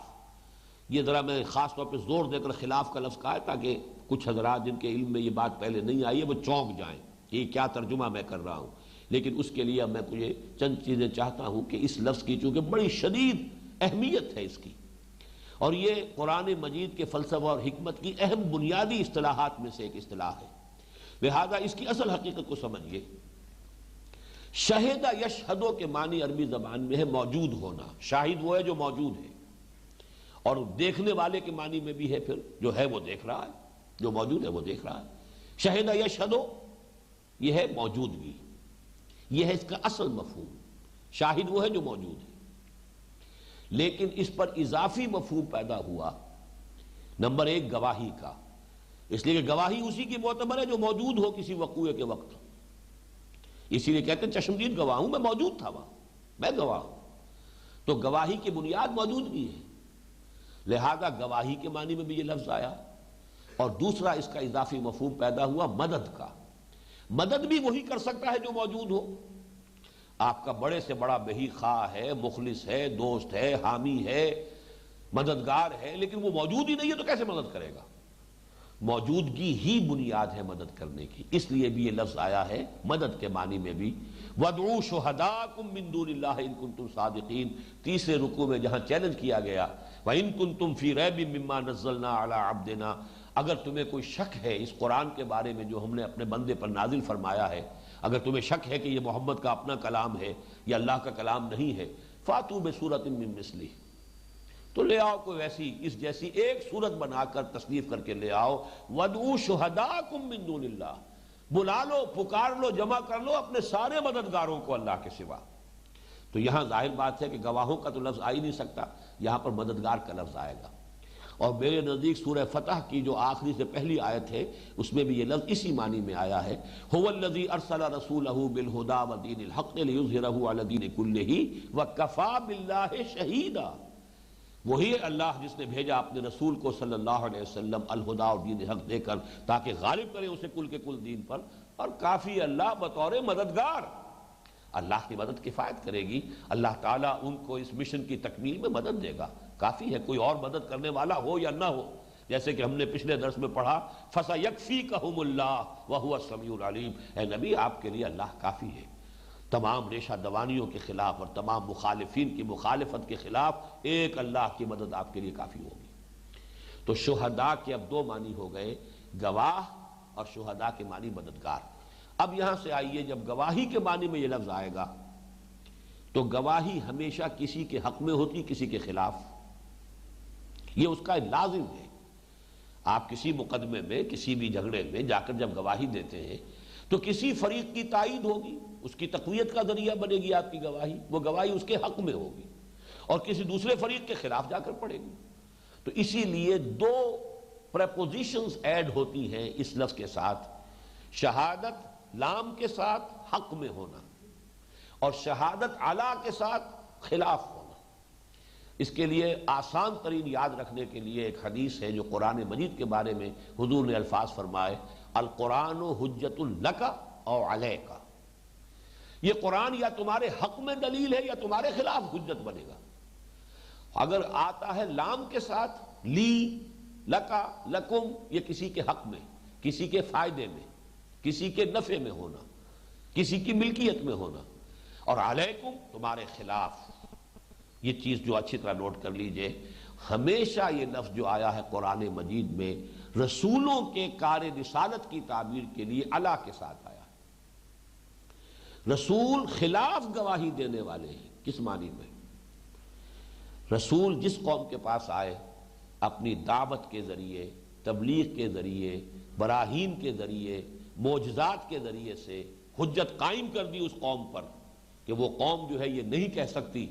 اللہ کی عدالت میں کھڑے ہو کر کہ اللہ ہم تک تیرا پیغام پہنچا نہیں۔ وہاں ہر رسول کھڑا ہو کر گواہی دے گا، جسے آپ کہیں گے پروزیکیوشن وٹنس کی حیثیت سے، کہ اللہ تیرا جو پیغام مجھ تک آیا تھا میں نے پہنچا دیا تھا، میں نے اس میں کچھ چھپایا نہیں، کوئی کمی نہیں کی، کوئی اضافہ نہیں کیا، چاہے انہوں نے مجھے گالیاں دیں، چاہے انہوں نے مجھ پر پتھراؤ کیا، چاہے انہوں نے مجھے پاگل کہا، مجنوں کہا، جو کہا میں نے برداشت کیا، جو مخالفت انہوں نے کی میں نے جھیلی، میں نے تیرا پیغام پہنچا دیا۔ اب پھر ان سے کہا جائے گا کہ تم نے کیا کیا، تمہارا طرز عمل کیا تھا۔ یہ عذر کو ختم کرنے کے لیے، اسے قطع عذر کہیں یا اتمام حجت کہیں، دنیا میں رسولوں کی دعوت و تبلیغ کا حاصل کیا ہے؟ قوم پر اتمام حجت کر دینا، ان کے عذر اس کا خاتمہ کر دینا کہ کوئی عذر پیش نہ کر سکے، جسے آپ کہتے ہیں پلیڈ، اگنورنس کو آپ پلیڈ اپنی بنیاد بنا لیتے ہیں کہ صاحب ہمیں علم نہیں تھا۔ تو دنیا کے اندر تو عدالت کے اندر یہ اگنورنس جو ہے یہ کوئی ایکسکیوز نہیں بنتا، قیامت کے اندر یہ ایکسکیوز بنے گا، لیکن یہ ایکسکیوز ختم ہو جاتا ہے جب کہ بات پہنچا دی گئی ہو۔ رسول نے جب بات پہنچا دی اور پہنچانے کا حق ادا کر دیا تو اب ایکسکیوز ختم ہو گیا۔ یہی بات ہے کہ جو سورہ نساء میں جیسے یہ دوسرے پارے کا آغاز ہے، چھٹے پارے کے آغاز میں آیت آئی ہے، بہت سے رسولوں کا نام لے کر، اور پھر فرمایا رسلا مبشرین و منذرین لئلا یکون للناس علی اللہ حجۃ بعد الرسل۔ ہم نے اپنے رسولوں کو مبشر اور نذیر بنا کر بھیجا تاکہ رسولوں کی آمد کے بعد لوگوں کے پاس اللہ کے مقابلے میں کوئی عذر نہ رہ جائے کہ اللہ ہم تک تو بات پہنچی نہیں، تیرا پیغام آیا نہیں، ہمیں کسی نے بتایا نہیں کہ یہ شے حرام ہے، ہمیں کسی نے بتایا نہیں کہ یہ راستہ غلط ہے، ہمیں ہمارا مواخذہ کس بنیاد پر، ہمیں سزا کس بات کی؟ لئلا یکون للناس، یہاں بھی دیکھیے وہ لام اور علی آ رہے ہیں، لئلا یکون للناس، لوگوں کے حق میں، لوگوں کے پاس، لوگوں کے لیے مدافعت کے لیے کوئی حجت نہ رہ جائے علی اللہ ہے، اللہ کے خلاف، یعنی اللہ کے مواخذے کے خلاف۔ اے اللہ مواخذہ کس بات کا؟ ہمیں تو بتایا نہیں گیا کہ یہ کام غلط ہے، جو کام ہم کر رہے ہیں اس پر سزا کس بات کی؟ یہ جو حجت ہے، یہ عذر ہے ختم کرنے کے لیے، لئلا یکون للناس علی اللہ حجۃ بعد الرسل۔ وہی لام اور علی نوٹ کر لیجئے اس آیت میں، جو میں نے اس حدیث کے حوالے سے آپ کے سامنے رکھا، القرآن حجۃ لک او علیک۔ یا تو قرآن ہمارے خلاف استغاثہ لے کر کھڑا ہوگا، اے اللہ یہ لوگ مانتے تھے کہ میں تیری کتاب ہوں، مجھے پڑھتے ہی نہیں تھے، اے اللہ یہ مانتے تھے کہ میں تیری کتاب ہوں، پڑھتے بھی تھے، سمجھتے نہیں تھے، اے اللہ یہ سب سے بڑھ کر مجرم ہے جو سمجھ بھی گیا پھر بھی اس نے مجھ پر عمل نہیں کیا۔ یہ حجت پر حجت قائم ہوتی چلی جائے گی۔ تو القرآن حجت لک او علیک، تو یوں سمجھیے کہ کار رسالت کی تعبیر کے لیے قرآن کی اصطلاح ہے شہادت علی، اس قوم کے خلاف گواہ بنا کر رسول کو بھیجا گیا۔ اسی لیے سورہ مزمل میں فرمایا انا ارسلنا الیکم رسولا شاہدا علیکم کما ارسلنا الی فرعون رسولا۔ دیکھو اے قریش، دیکھو اے عرب کے لوگوں، بھیج دیا ہے ہم نے تمہارے پاس ایک رسول تم ہی میں سے، تم پر یا تمہارے خلاف گواہ بنا کر، جیسے کہ ہم نے فرعون کی طرف ایک رسول کو بھیجا تھا۔ فعصا فرعون الرسول فاخذناہ اخذا وبیلا فکیف تتقون ان کفرتم یوما یجعل الولدان شیبا۔ تو فرعون نے رسول کی نافرمانی کی، ہم نے اسے پکڑا، وبال والا پکڑنا، تو تم کیسے بچو گے اگر تم نے بھی وہی روش اختیار کی؟ تم بھی ہماری پکڑ میں آؤ گے۔ تو یہ شہادت حق، شہادت علی الناس، کار رسالت کی ادائیگی کے لیے قرآن حکیم کی بنیادی اصطلاح ہے۔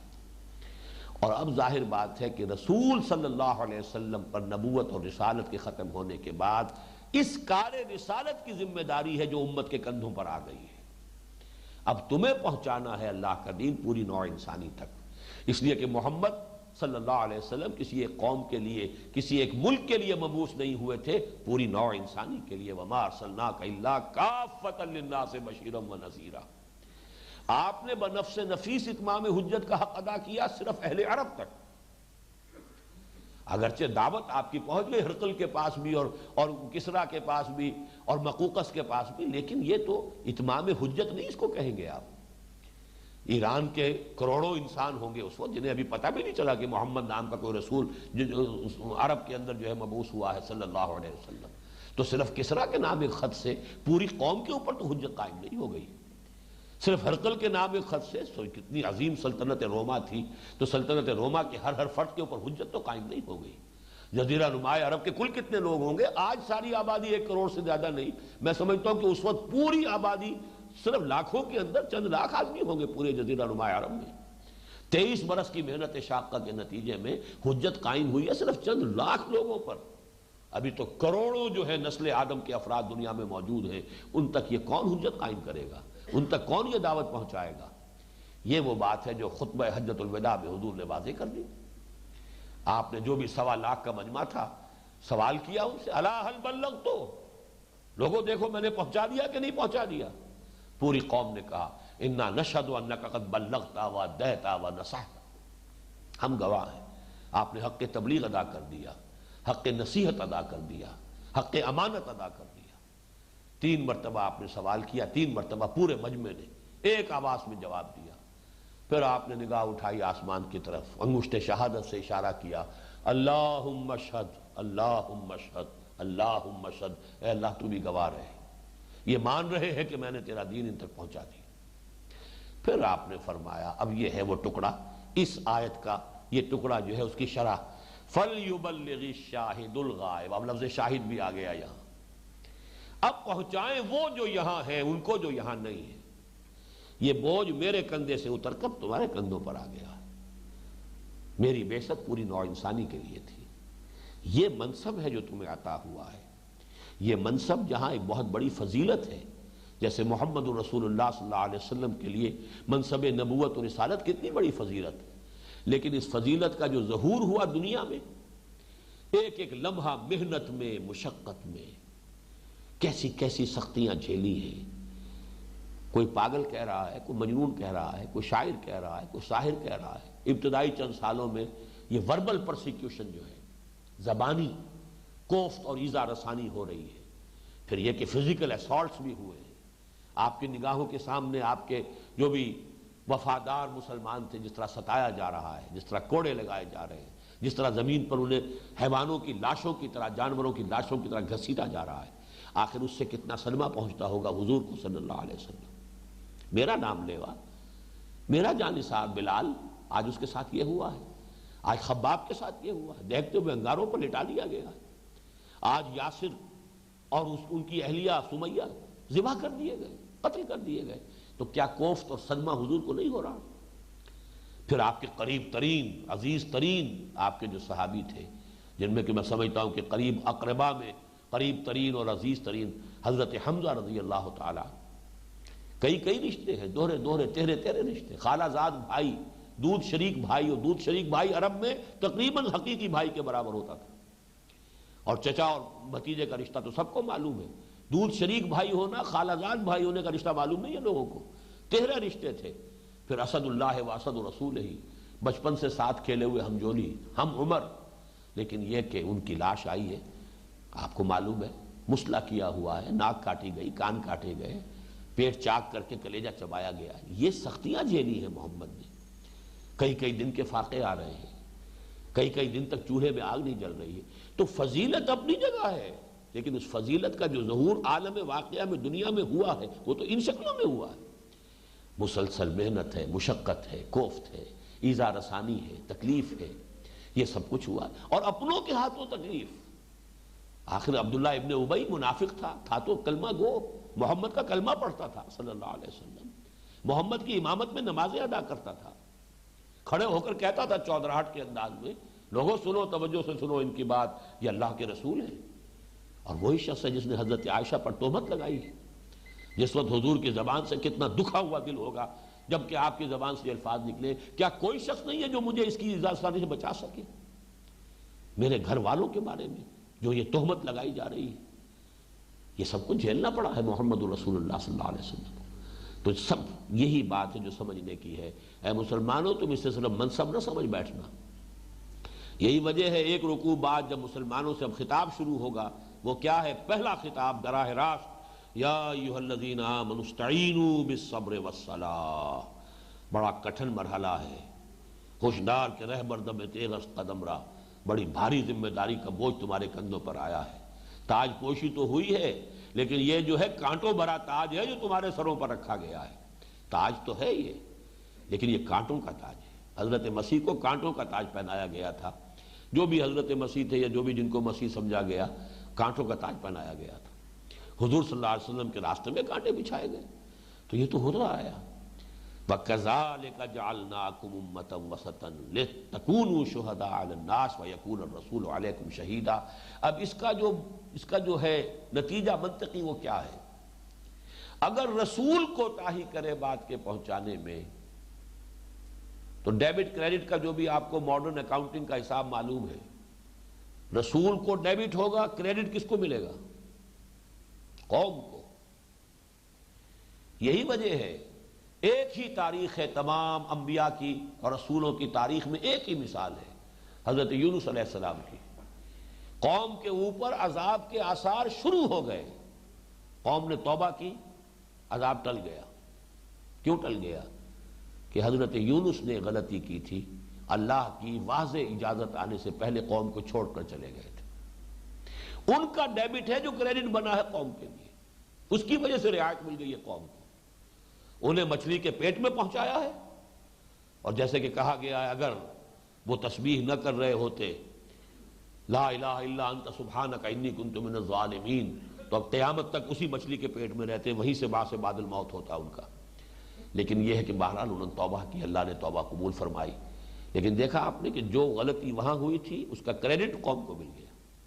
لیکن اگر نبی نے بات پہنچا دی تو اب گویا کہ کوئی عذر نہیں رہا قوم کے پاس۔ نبی سے کوتاہی ہوئی تو قوم حجت قائم کر سکتی ہے اللہ کے ہاں، اللہ انہوں نے پوری بات ہمیں پہنچائی نہیں تھی۔ اسی طریقے سے اگر ہم نہیں پہنچا رہے تو پوری دنیا کی طرف سے ہمارے خلاف استغاثہ ہوگا قیامت کے دن کہ اللہ یہ تھے تیرے نبی کے وارث، یہ تھے قرآن کے حامل، یہ تھے تیرے نبی کا نام لیوا، یہ تیرے دین کے علمبردار، ان کا معاملہ یہ تھا کہ انہوں نے دین پر خود عمل نہیں کیا، ہمیں کیا پہنچاتے؟ تو ہماری گمراہی کا وبال بھی ان پر، ہماری گمراہی کے ذمہ دار بھی یہ ہے وہ نازک ذمہ داری، شہادت علی الناس۔ وَكَذَلِكَ جَعَلْنَاكُمْ أُمَّةً وَسَطًا لِتَكُونُوا شُهَدَاءَ عَلَى النَّاسِ وَيَكُونَ الرَّسُولُ عَلَيْكُمْ شَهِيدًا۔ اس کے بعد اصل میں وہ جیسا میں نے عرض کیا تھا کہ یہ کیسے ہوا ہے، کیوں اللہ نے یہ قبلہ معین کیا، کیوں یہ تحویل ہوئی، کیوں اتنی بڑی آزمائش میں مسلمانوں کو ڈال دیا گیا، اس کا سارا معاملہ جو ہے اس آیت، طویل آیت ہے جس کا صرف ایک حصہ ہم نے آج پڑھا ہے، باقی انشاءاللہ تعالی اگلے ہفتے کو اب اس کا مطالعہ کریں گے۔ بارک اللہ لی ولکم فی القرآن العظیم ونفعنی وإیاکم بالآیات والذکر الحکیم۔